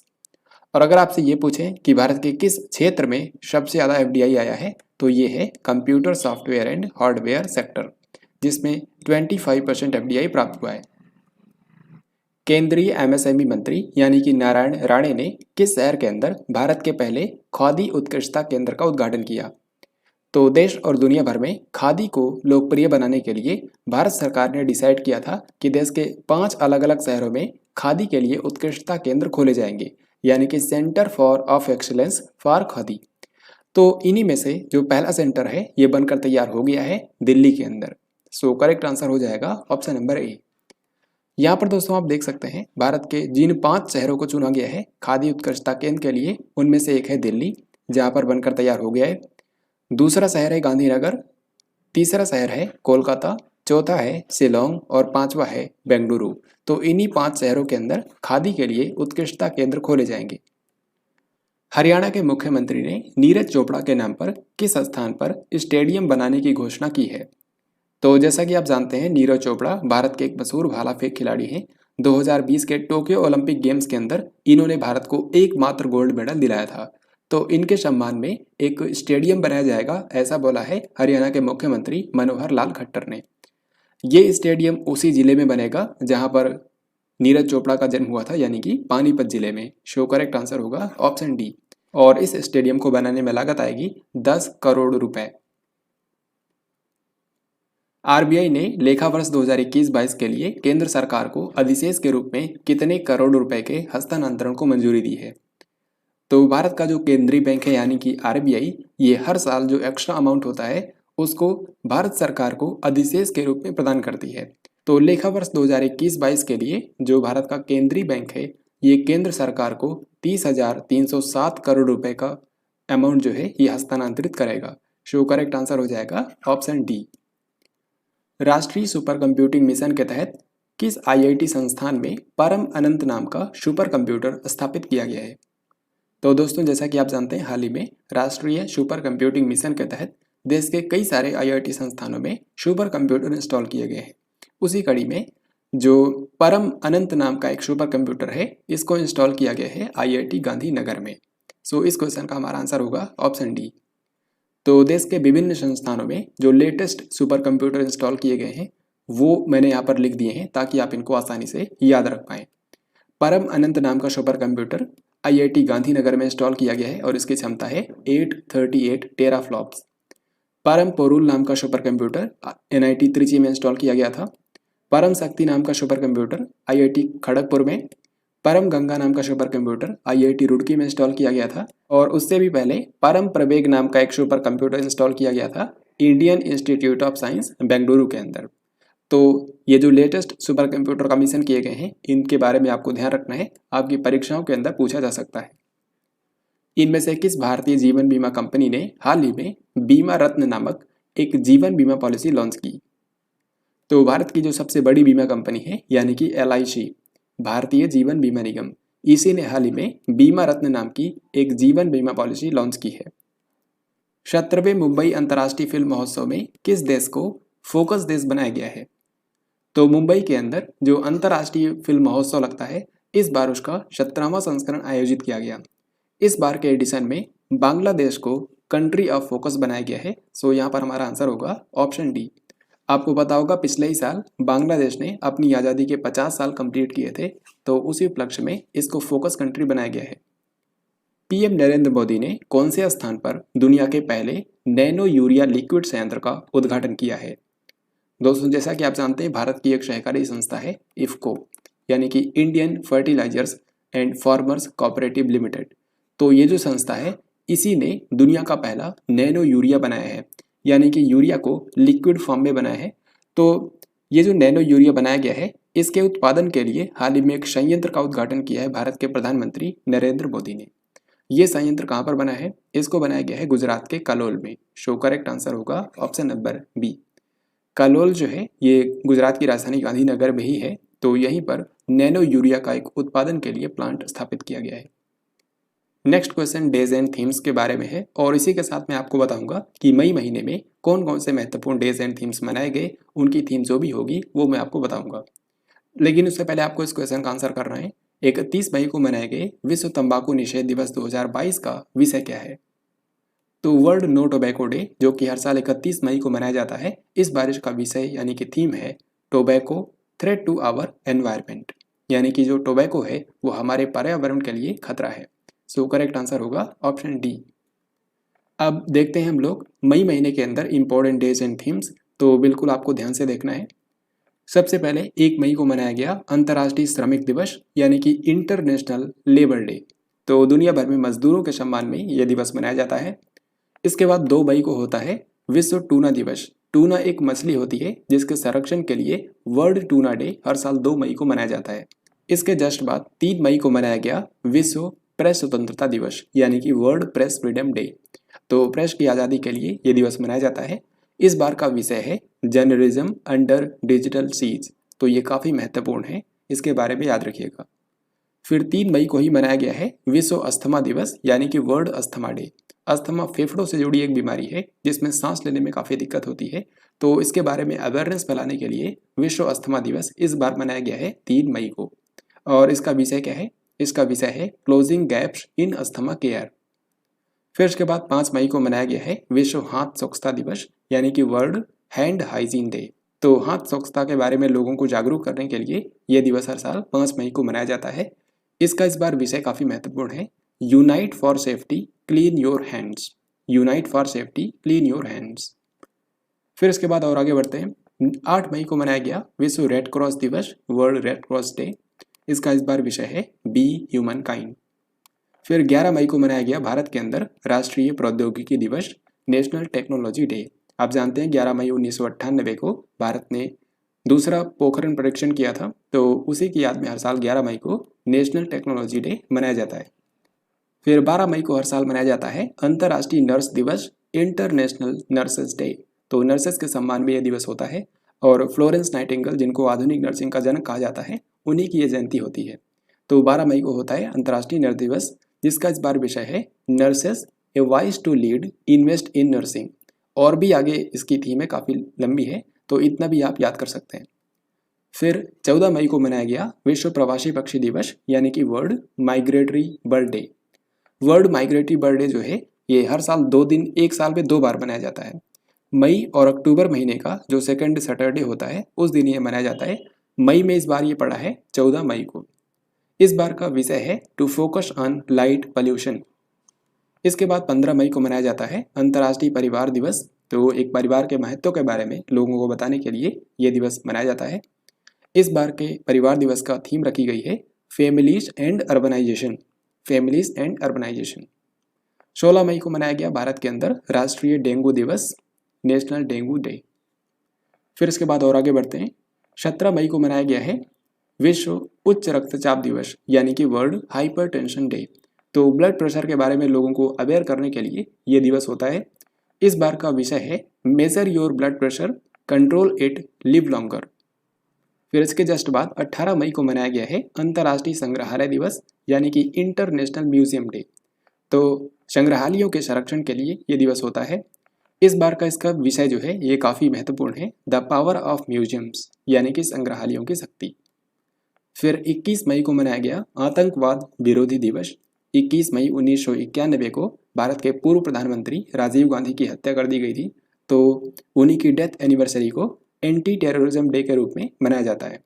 फिर इसके जस्ट बाद 22 मई को मनाया गया है विश्व जैव विविधता दिवस international day for biological diversity. इस बार का विषय क्या है? Building A shared future for all life. फिर इसके बाद आखिर में 31 मई को मनाया गया विश्व तंबाकू निषेध दिवस जिसका इस बार विषय है वर्ल्ड नो टोबैको डे। यहाँ पर इस बार की थीम रखी गई है tobacco threat to our environment. तो इस महीने के अंदर आपने देखा काफ़ी सारे महत्वपूर्ण डेज एंड थीम्स हैं, तो इन्हें आपको ध्यान रखना है। डेफिनेटली यहाँ से आपके एग्जाम में क्वेश्चन पूछे जा सकते हैं। फिर अगला सवाल आपके सामने है और ये क्वेश्चन काफ़ी महत्वपूर्ण है। 9 मई 2022 को किसने सर्वोच्च न्यायालय के न्यायाधीश के रूप में शपथ ली? तो भारत का जो सुप्रीम कोर्ट है उसमें हाल ही में 2 नए जज अपॉइंट हुए हैं। एक का नाम है सुधांशु धूलिया और दूसरे हैं जमशेद पर्दीवाला। तो इस क्वेश्चन का हमारा आंसर हो जाएगा ऑप्शन सी, ए और बी दोनों। खास बात यहाँ पर यह है कि इन दोनों लोगों के सुप्रीम कोर्ट में अपॉइंट होने के बाद अब सुप्रीम कोर्ट ने अपनी मैक्सिमम स्ट्रेंथ को हासिल कर लिया है, क्योंकि सुप्रीम कोर्ट में अधिकतम 34 जज हो सकते हैं और अभी के समय 34 के 34 जज काम कर रहे हैं। इनका जो स्ट्रक्चर होता है वो होता है 33 + 1, यानी कि 1 होते हैं मुख्य न्यायाधीश और 33 होते हैं अन्य जज। भारतीय पुरातत्व सर्वेक्षण ने किस शहर के अंदर 5000 साल पुरानी ज्वेलरी फैक्ट्री की खोज की है? तो इसका सही उत्तर क्या होगा? आंसर होगा राखीगढ़ी, हरियाणा। तो हरियाणा का राखीगढ़ी जो कि सिंधु घाटी सभ्यता का एक महत्वपूर्ण स्थल था, यहाँ पर हाल ही में आभूषण बनाने वाली एक फैक्ट्री की खोज की गई है जो कि 5000 साल पुरानी थी। तो इसको किसने खोजा है? आर्कियोलॉजिकल सर्वे ऑफ इंडिया ने। थॉमस कप 2022 का खिताब किस देश ने जीत लिया है? ये क्वेश्चन काफ़ी ज़्यादा महत्वपूर्ण है और उसका कारण भी आप समझ गए होंगे ये पिक्चर देखकर ही, क्योंकि जो थॉमस कप है इसको भारत ने जीता है और थॉमस कप के इतिहास में भारत ने इसको पहली बार जीता है। सो यहाँ पर हमारा आंसर होगा ऑप्शन नंबर ए। याद रखिए थॉमस कप जो है ये बैडमिंटन का एक टूर्नामेंट होता है, तो इस बार का जो थॉमस कप हुआ है इसको भारत ने जीत लिया है। और इंटरेस्टिंग बात यहाँ पर यह थी कि भारत ने जिस कंट्री को हराया ये कंट्री है इंडोनेशिया, और खुद इंडोनेशिया जो है ये 14 बार थॉमस कप का चैंपियन रह चुका है। तो इसको हरा करके भारत ने थॉमस कप 2022 का खिताब जीत लिया है। थॉमस कप की ही तरह एक और बैडमिंटन टूर्नामेंट होता है जिसको बोलते हैं उबेर कप। ये दोनों हमेशा साथ साथ ही होते हैं, इन दोनों में बस फर्क इतना ही है कि थॉमस कप जो है ये पुरुषों का बैडमिंटन टूर्नामेंट है और उबेर कप महिलाओं का बैडमिंटन टूर्नामेंट। तो इन दोनों का हाल ही में आयोजन एक साथ किया गया थाईलैंड की राजधानी बैंकॉक में। इन दोनों में ही 16-16 कंट्रीज ने हिस्सा लिया था। यहाँ पर देख सकते हैं विजेता थॉमस कप में बना है इंडिया और उबेर कप में विजेता बना है दक्षिण कोरिया। इंडिया का फर्स्ट टाइटल था और इंडिया ने फाइनल में इंडोनेशिया को हराया। साउथ कोरिया का उबेर कप में सेकंड टाइटल था और इसने चाइना को हराया। तो बस आपको विजेता के नाम कम से कम याद रखने हैं, थॉमस कप में भारत और उबेर कप में दक्षिण Korea. Association of Asian election authorities, नाम से ही स्पष्ट है कि एशिया महाद्वीप के अंदर जो भी इलेक्शन अथॉरिटीज़ हैं उनका ये एक संघ है। तो आपको बताना है कि association of Asian election authorities के नए अध्यक्ष के रूप में किस देश को चुन लिया गया है। तो ये क्वेश्चन इंपॉर्टेंट ही इसलिए है क्योंकि इसमें भारत को चुना गया है। सो यहाँ पर हमारा आंसर हो जाएगा ऑप्शन नंबर ए। इससे पहले इसका अध्यक्ष था फिलीपींस, लेकिन अब भारत को चुना गया है। 8000 मीटर से ऊंची 5 चोटियों पर चढ़ने वाली पहली भारतीय महिला कौन बन गई है? तो दोस्तों सबसे पहले आपको बता दूं कि दुनिया के अंदर टोटल 14 ऐसे पर्वत हैं जिनकी ऊंचाई 8000 मीटर से भी ज़्यादा है। तो 14 ऐसे पर्वत हैं जिनकी ऊंचाई 8000 मीटर से भी ज़्यादा है और इनमें से 5 चोटियों को सफलतापूर्वक फतह किया है प्रियंका मोहिते ने, और ये इस तरीके से 8000 मीटर से ऊंची 5 चोटियों पर चढ़ने वाली पहली भारतीय महिला बन गई हैं। याद रखिए जो प्रियंका मोहिते हैं ये महाराष्ट्र के रहने वाली हैं। भारत के पहले अनाज आधारित एथेनॉल संयंत्र का उद्घाटन हाल ही में किस शहर के अंदर किया गया? तो India's first grain based ethanol plant जो है यह स्थापित किया गया है बिहार के पूर्णिया जिले में। सो सही आंसर हो जाएगा ऑप्शन नंबर ए। बिहार के पूर्णिया जिले में ये जो देश का पहला अनाज आधारित एथेनॉल प्लांट स्थापित किया गया है ये 15 एकड़ में फैला हुआ है और इसको बनाने में लागत आई है लगभग 105 करोड़ रुपए। जाने माने लेखक डॉक्टर रजत कुमार कार का निधन हो गया। ये किस भाषा के एक प्रसिद्ध लेखक थे? डॉक्टर रजत कुमार कार जो थे ये भारत के एक मशहूर ओडिया लेखक थे, तो इन्हीं की हाल ही में डेथ हो गई है। अब इसी के साथ मैं आपको बताऊंगा कि मई 2022 के महीने में कौन कौन से इंपॉर्टेंट बुक्स एंड ऑथर्स हैं जिनके नाम आपको याद रखना है। सबसे पहले है टॉम्ब ऑफ सैंड। तो ये बुक इस महीने चर्चा में रही क्योंकि मैंने आपको बताया कि इस बुक को इस बार का इंटरनेशनल बुकर प्राइज मिला है। तो इस बुक की जो लेखिका हैं उनका नाम है गीतांजलि श्री। फिर ए प्लेस कॉल्ड होम, ये बुक हाल ही में लॉन्च की गई और इसको लिखा है प्रीति सेनॉय ने। नेक्स्ट बुक है listen to your heart the London adventure. ये किताब लिखी है मशहूर लेखक रस्किन बॉन्ड ने। तो रस्किन बॉन्ड का ये एक संस्मरण है जिसमें इन्होंने अपने बचपन के बारे में लिखा है। नेक्स्ट बुक है मोदी @20 ड्रीम्स मीटिंग डिलीवरी। तो भारत के प्रधानमंत्री नरेंद्र मोदी के ऊपर ये किताब लिखी गई है और बेसिकली ये एक कंपाइलेशन है जिसको 20 से भी ज़्यादा लेखकों ने मिल करके लिखा है। तो सभी ने इसमें कंट्रीब्यूशन दिया है और ये किताब लिखी गई है और इसको लॉन्च किया था भारत के उपराष्ट्रपति एम वेंकैया नायडू ने। नेक्स्ट बुक है the struggle for police reforms in India rural police to people's police. ये बुक लिखी है प्रकाश सिंह ने और जाहिर है कि यह किताब भारत में पुलिस रिफॉर्म्स के ऊपर लिखी गई है। 16 मई को प्रधानमंत्री नरेंद्र मोदी ने भारत के किस पड़ोसी देश की आधिकारिक यात्रा की? तो प्रधानमंत्री नरेंद्र मोदी 16 मई को नेपाल की यात्रा पर गए हुए थे। सो यहाँ पर हमारा आंसर हो जाएगा ऑप्शन नंबर ए। नेपाल के अंदर जो लुम्बिनी है जहाँ पर आपको बताए महात्मा बुद्ध का जन्म हुआ था, तो वहीं पर भारत के प्रधानमंत्री नरेंद्र मोदी ने यात्रा की। प्रधानमंत्री नरेंद्र मोदी की इस नेपाल यात्रा के बारे में आपको 2-3 पॉइंट्स याद रखने हैं, जैसे कि 16 मई को बुद्ध पूर्णिमा के अवसर पर पीएम नरेंद्र मोदी ने लुम्बिनी नेपाल का दौरा किया। प्रधानमंत्री के रूप में नरेंद्र मोदी की ये नेपाल की 5वीं यात्रा थी, जबकि लुम्बिनी की पहली यात्रा थी। यानी कि नेपाल तो भारत के प्रधानमंत्री 5वीं बार गए थे, लेकिन लुम्बिनी में ये पहली बार गए थे। लुम्बिनी में जो विश्व प्रसिद्ध मंदिर है माया देवी मंदिर, यहाँ पर भी प्रधानमंत्री नरेंद्र मोदी गए, जो कि एक यूनेस्को वर्ल्ड हेरिटेज साइट भी है। दोनों कंट्रीज के जो प्रधानमंत्री हैं, यानी कि भारत के प्रधानमंत्री नरेंद्र मोदी और नेपाल के प्रधानमंत्री शेर बहादुर देउबा, दोनों प्रधानमंत्रियों ने संयुक्त रूप से लुम्बिनी मठ क्षेत्र के अंदर भारत अंतर्राष्ट्रीय बौद्ध संस्कृति और विरासत केंद्र का शिलान्यास किया। ये जो सेंटर है ये भारत की हेल्प से नेपाल में बनाया जा रहा है, तो इसकी आधारशिला दोनों कंट्रीज के प्राइम मिनिस्टर ने संयुक्त रूप से की है।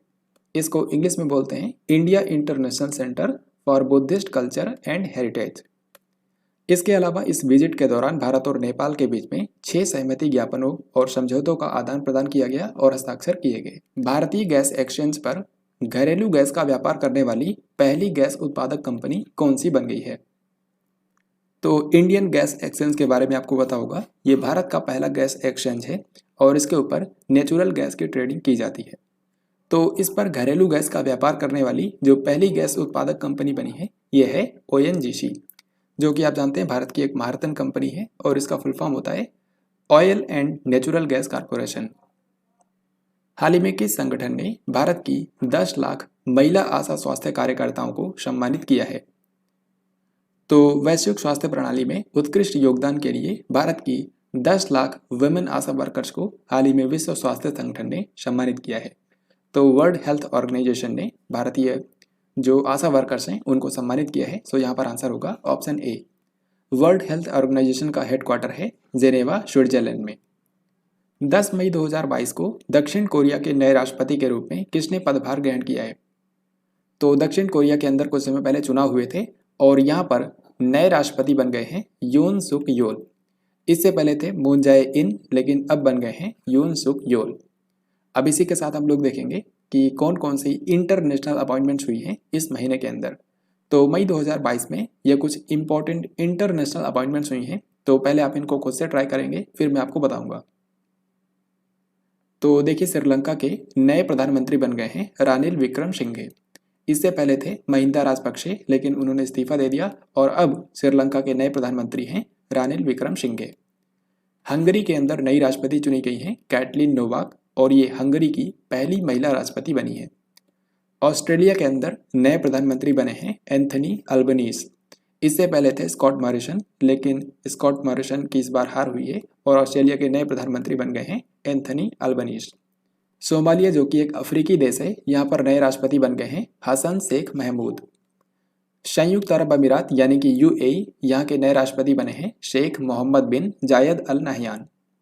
दक्षिण कोरिया के नए राष्ट्रपति बन गए हैं यून सुक योल। तो इस महीने के अंदर ये कुछ इंटरनेशनल अपॉइंटमेंट्स हुई हैं, सबसे महत्वपूर्ण, इनके बारे में आपको ध्यान रखना है। अगला सवाल आपके सामने है, हाल ही में किस संस्था ने जनता तक सरकारी डेटा पहुंचाने के लिए राष्ट्रीय डेटा और एनालिटिक्स प्लेटफॉर्म की शुरुआत की है? तो देश की जनता तक जो सरकारी डेटा है उसकी आसान पहुंच सुनिश्चित हो, इसके लिए हाल ही में भारत के नीति आयोग ने national data and analytics platform यानी कि NDAP की शुरुआत की है। तो यहाँ पर हमारा आंसर क्या होगा? नीति आयोग। नीति आयोग ने इसको शुरू किया है। नीति आयोग के जो नए उपाध्यक्ष बने हैं डॉक्टर सुमन के बेरी, उन्होंने इसकी शुरुआत की। नासा की किस जलवायु अनुसंधान वैज्ञानिक को विश्व खाद्य पुरस्कार 2022 से सम्मानित किया गया है? सही उत्तर हो जाएगा ऑप्शन नंबर डी, यानी कि सिंथिया रोजेंसबेक। सिंथिया रोजेंसबेक जो हैं, जिनको आप यहाँ पर देख पा रहे हैं, ये अमेरिका की जो स्पेस एजेंसी है नासा, उसकी एक मशहूर जलवायु अनुसंधान वैज्ञानिक हैं और इन्होंने इस बात पर रिसर्च की है कि किस तरीके से जो बदलती जलवायु है उसका असर फूड प्रोडक्शन पर पड़ रहा है। तो इसी पर इनकी रिसर्च के लिए इनको साल 2022 के लिए वर्ल्ड फूड प्राइज यानी कि विश्व खाद्य पुरस्कार प्रदान किया गया। तो इनका नाम याद रखिए, सिंथिया रोजेंसबेक। चीन में होने वाले एशियन गेम्स 2022 को स्थगित कर दिया गया है। इसका आयोजन चीन के किस शहर में होना था? तो चीन के अंदर कोरोना वायरस के बढ़ते मामले को देखते हुए यहाँ पर जो एशियन गेम्स होने थे इस साल, उसको अभी के लिए स्थगित कर दिया गया है।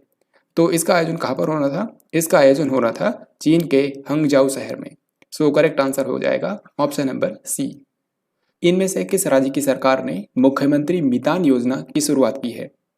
मुख्यमंत्री मितान योजना की शुरुआत की है छत्तीसगढ़ की सरकार ने। यहाँ पर आपको पता है कांग्रेस की सरकार है और मुख्यमंत्री हैं भूपेश बघेल। तो भूपेश बघेल की सरकार ने हाल ही में एक योजना शुरू करी, मुख्यमंत्री मितान योजना। इसके अंतर्गत राज्य के जो नागरिक हैं उनको सरकारी सेवाएं जो है वो उनके घर पर ही उपलब्ध कराई जाएंगी। तो याद रखिएगा, मुख्यमंत्री मितान योजना की शुरुआत की है छत्तीसगढ़ की सरकार ने। बम्बई स्टॉक एक्सचेंज के नए अध्यक्ष के रूप में किसको चुना गया है? बम्बई स्टॉक एक्सचेंज जो कि भारत का सबसे पुराना स्टॉक एक्सचेंज है और इसकी शुरुआत हुई थी सन 1875 में। इसका मुख्यालय मुंबई में है और अभी अभी इसके नए अध्यक्ष बन गए हैं एस मुंद्रा। एस मुंद्रा को बॉम्बे स्टॉक एक्सचेंज का नया अध्यक्ष बना दिया गया है। रामगढ़ विषधारी वन्यजीव अभ्यारण्य इनमें से किस राज्य में स्थित है जिसको देश का 52वां टाइगर रिजर्व अधिसूचित कर दिया गया है? तो अभी हाल ही में रामगढ़ विषधारी वन्यजीव अभ्यारण्य जो है इसको देश का 52वां टाइगर रिजर्व डिक्लेयर किया गया है। यह है राजस्थान के बूंदी जिले में।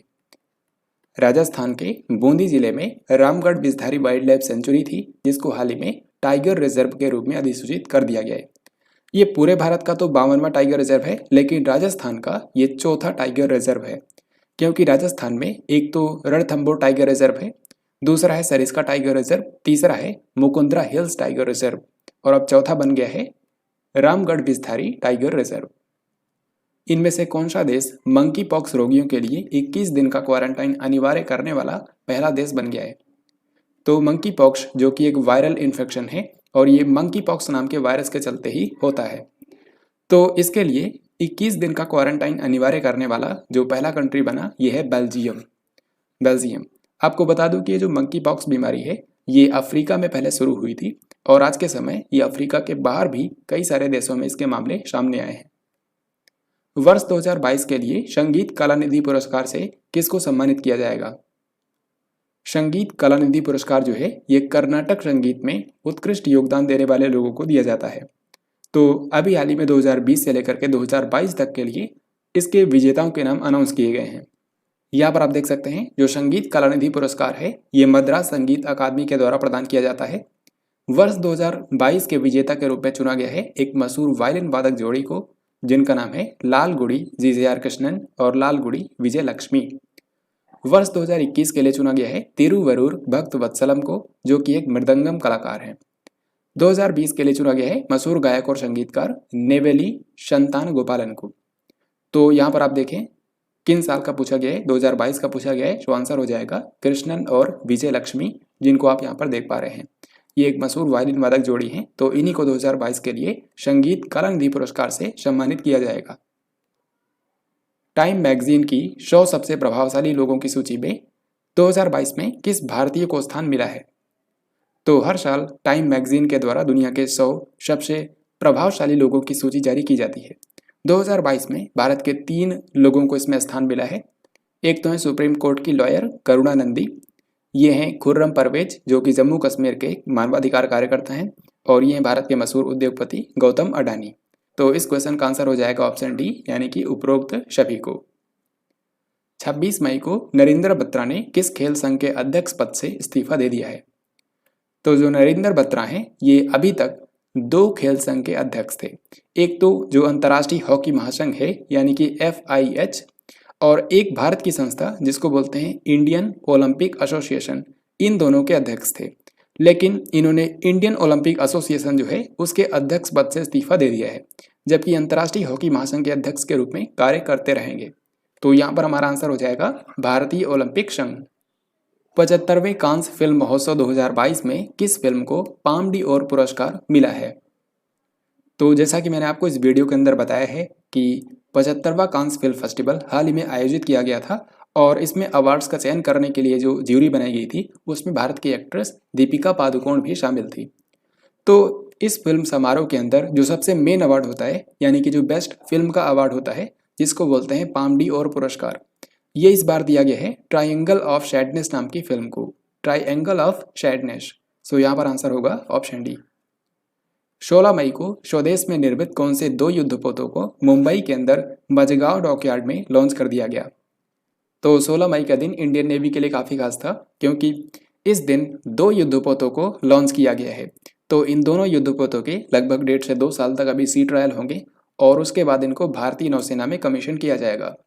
जिन 2 युद्धपोतों की यहाँ पर बात हो रही है, इन दोनों को स्वदेश में ही बनाया गया है और इनके नाम हैं INS सूरत और INS उदयगिरी।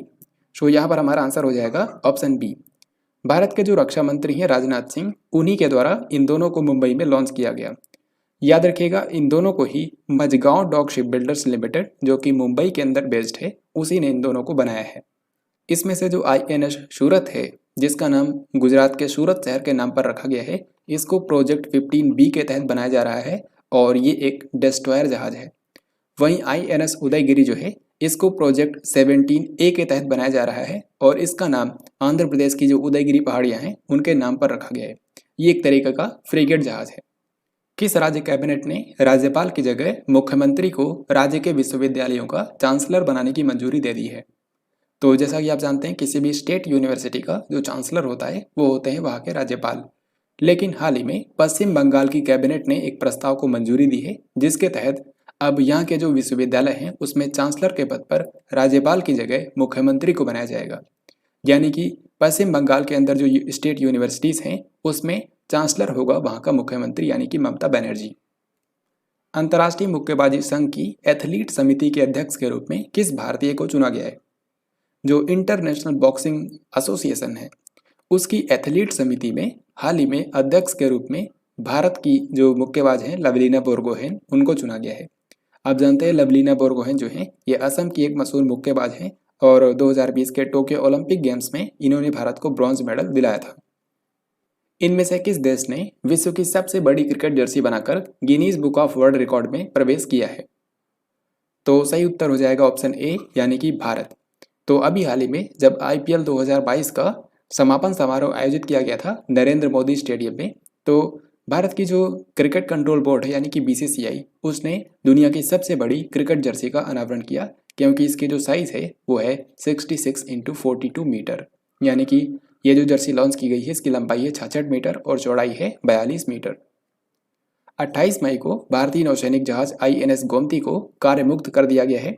आपको बताना है कि इसको कौन से साल में कमीशन किया गया था। तो जो भारतीय नौसैनिक पोत है यानी कि INS गोमती, इसको साल 1988 के अंदर भारतीय नौसेना में कमीशन किया गया था और लगभग 34 सालों की सेवा के बाद अब इसको डी कमीशन कर दिया गया है। यहाँ पर आपको ध्यान रखना है कि इसको डी कमीशन करके लखनऊ के अंदर एक म्यूजियम के रूप में रखा जाएगा, क्योंकि आपको बताएं इसका नाम जो है INS गोमती, ये गोमती नदी के नाम पर रखा गया है और गोमती नदी के किनारे ही लखनऊ शहर स्थित है। टेनिस टूर्नामेंट मैड्रिड ओपन 2022 के पुरुष एकल का खिताब किसने जीता है? तो हाल ही में मैड्रिड ओपन 2022 टेनिस टूर्नामेंट का आयोजन किया गया। इसमें पुरुष एकल की अगर हम बात करें तो पुरुष एकल को जीता है कार्लोस अल्कराज ने। कार्लोस अल्कराज का नाम आपको याद रखना है, बहुत ही महत्वपूर्ण है, क्योंकि ये स्पेन के सिर्फ 19 वर्षीय टेनिस खिलाड़ी हैं और इन्होंने इस टूर्नामेंट में जीत के लिए जो दुनिया के नंबर 1 प्लेयर हैं यानी कि नोवाक जोकोविच, उनको भी हरा दिया था, साथ ही राफेल नडाल को भी इन्होंने हरा दिया था। तो ये आप देख सकते हैं मैड्रिड ओपन 2022 की अगर हम बात करें तो पुरुष एकल को जीता है कार्लोस अल्कराज ने, जो कि स्पेन के हैं, और वुमेन सिंगल्स को जीता है ओंस जबेयोर ने, जो कि हैं ट्यूनीशिया की खिलाड़ी।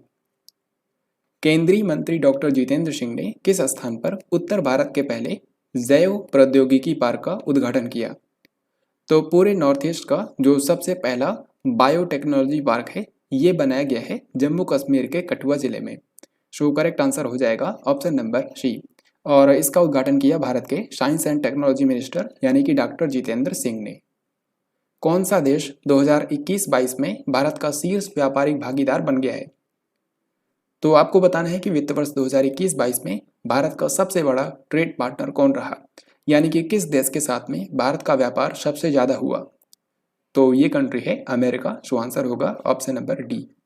अमेरिका के साथ भारत का सबसे ज़्यादा व्यापार हुआ है। दूसरे नंबर पर है चाइना।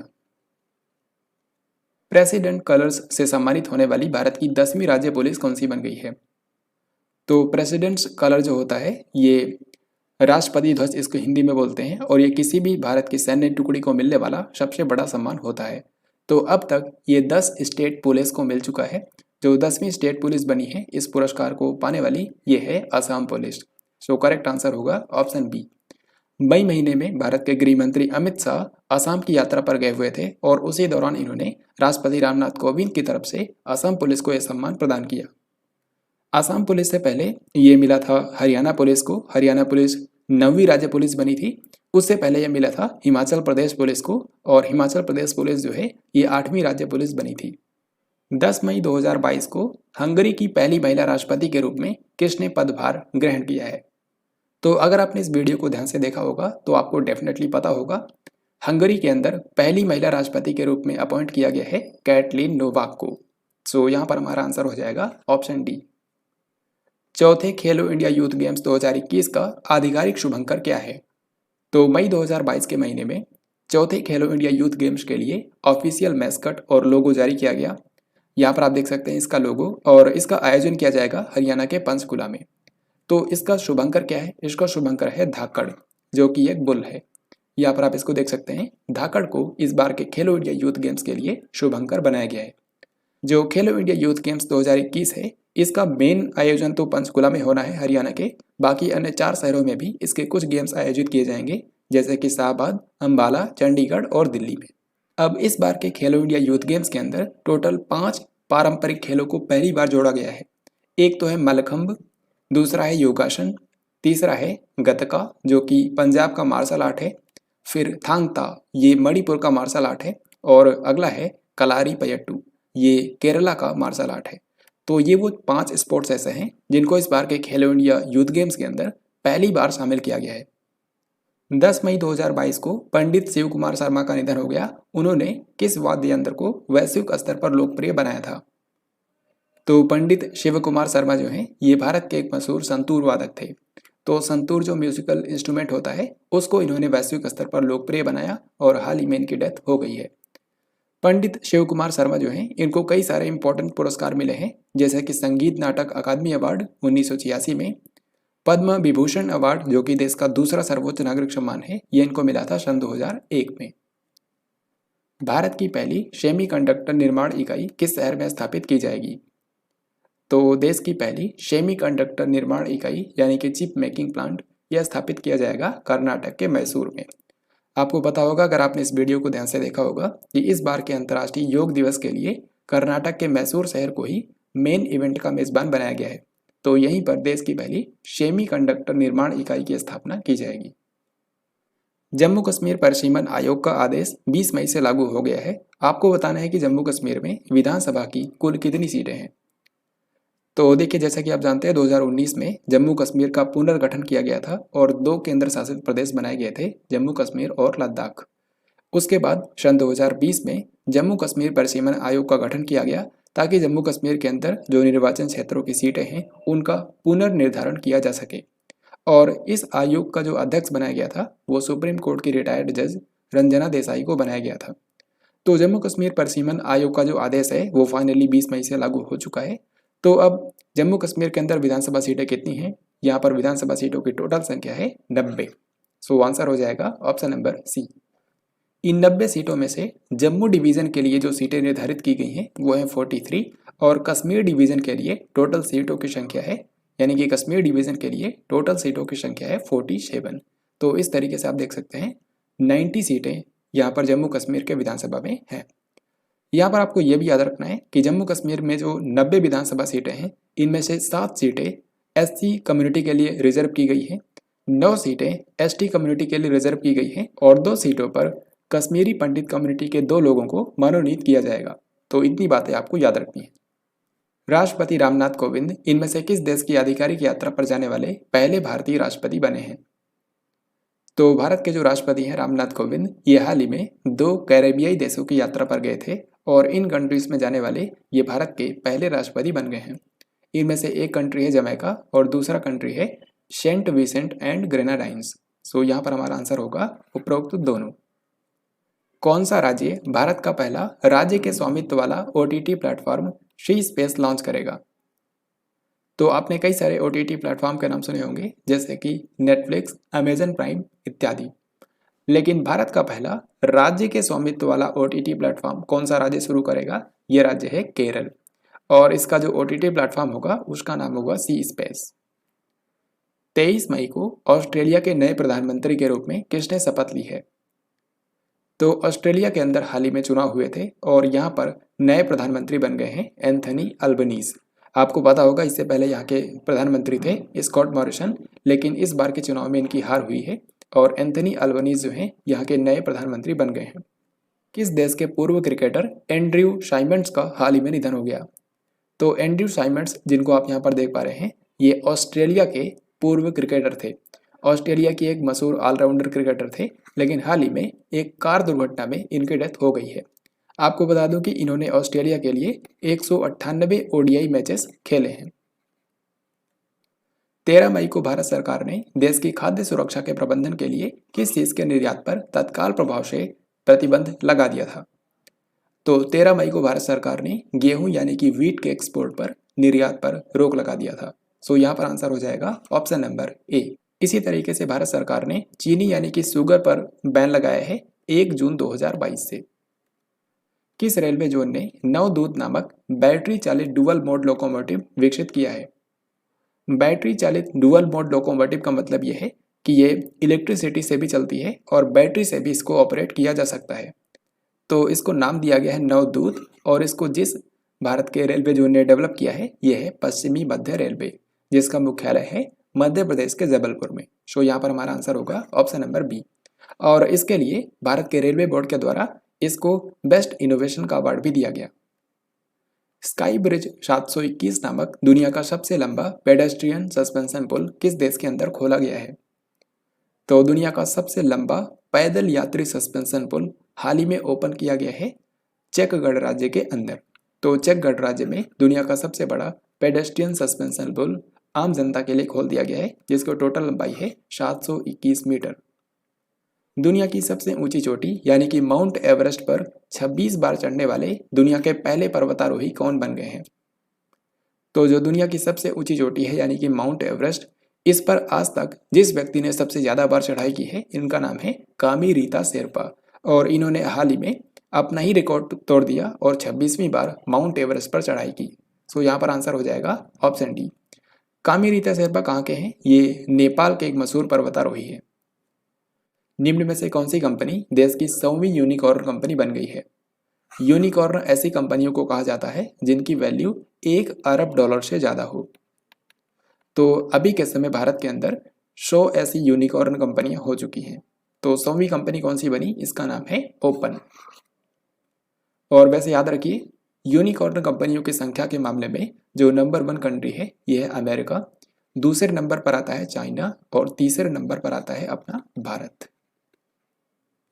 भारत और किस देश की नौसेना के बीच बोंगो सागर द्विपक्षीय अभ्यास का तीसरा संस्करण आयोजित किया गया? तो बोंगो सागर जो है ये भारत और बांग्लादेश के बीच में एक नौसेना अभ्यास है। तो यहाँ पर आंसर होगा बांग्लादेश।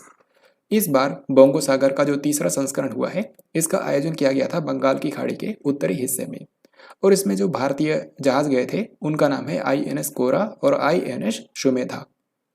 4 मई को भारतीय रिजर्व बैंक ने रेपो दर में 40 आधार अंकों की बढ़ोतरी करके कितने % कर दिया है? तो भारत का जो केंद्रीय बैंक है यानी कि RBI, इसने हाल ही में रेपो दर में 40 आधार अंकों की बढ़ोतरी करी है यानी कि 0.4% बढ़ा दिया है। तो क्योंकि अभी तक रेपो रेट थी 4% और 0.4% बढ़ा दिया गया है यानी कि अब हो गई है 4.4%। सो करेक्ट आंसर होगा ऑप्शन नंबर सी। और ये काफ़ी महत्वपूर्ण भी है क्योंकि काफ़ी लंबे समय के बाद रेपो रेट में कोई भी चेंज किया गया है। तो फ्रेंड्स ये था आज का लास्ट क्वेश्चन। आई होप आपने इस वीडियो को ध्यान से देखा होगा। अब यहाँ पर मैं आपसे 3 क्वेश्चंस पूछूंगा जो कि इसी वीडियो पर आधारित होंगे। इन तीनों क्वेश्चन के राइट आंसर आप सभी को कमेंट बॉक्स में लिखकर बताने हैं। पहला सवाल है, निम्न में से कौन सी कंपनी देश की 100वीं यूनिकॉर्न कंपनी बन गई है? दूसरा सवाल है, विश्व प्रेस स्वतंत्रता सूचकांक 2022 में भारत को कौन से स्थान पर रखा गया है? तीसरा क्वेश्चन है, भारत के नए मुख्य निर्वाचन आयुक्त के रूप में किसको अपॉइंट कर दिया गया है? तो इन तीनों क्वेश्चंस के राइट आंसर आप सभी को कमेंट बॉक्स में लिखकर बताने हैं। सो फ्रेंड्स इस तरीके से आज की इस वीडियो में हम लोगों ने पूरे मई महीने के जितने भी इंपॉर्टेंट करंट अफेयर्स के क्वेश्चन हो सकते थे उन सभी को हम लोगों ने यहाँ पर कवर किया है। आपने देखा इस वीडियो के अंदर हम लोगों ने जितने भी क्वेश्चंस कवर किए ये आपके आगामी परीक्षाओं के लिए बहुत ही ज़्यादा महत्वपूर्ण है। तो आपको अपने एग्जाम से पहले 2 से 3 बार इस वीडियो को रिवाइज करना है, फिर आप किसी भी क्वेश्चन का राइट आंसर देखते ही कर पाएंगे। सो फ्रेंड्स, आई होप आपको आज का ये वीडियो पसंद आया होगा। अगर आपको ये वीडियो पसंद आया है तो इस वीडियो को लाइक और शेयर ज़रूर करें, और अगर आप इस चैनल पर नए हैं तो चैनल को ज़रूर सब्सक्राइब करें, क्योंकि इस पर करंट अफेयर्स के इंपॉर्टेंट वीडियोस ऐसे ही आगे भी आते रहेंगे। इसके बाद मैं आपको जून महीने की जो वीकली करंट अफेयर्स की वीडियोस हैं वो मैं आपको कवर कराऊंगा, जिस पे आप लोग एक हफ्ते के अंदर जितने भी इंपॉर्टेंट करंट अफेयर्स के क्वेश्चंस होते हैं उनको हम लोग कवर करते हैं। तो जल्दी हम लोग मिलेंगे जून महीने की वीकली करंट अफेयर्स की वीडियो में। तब तक के लिए जय हिंद, वंदे मातरम।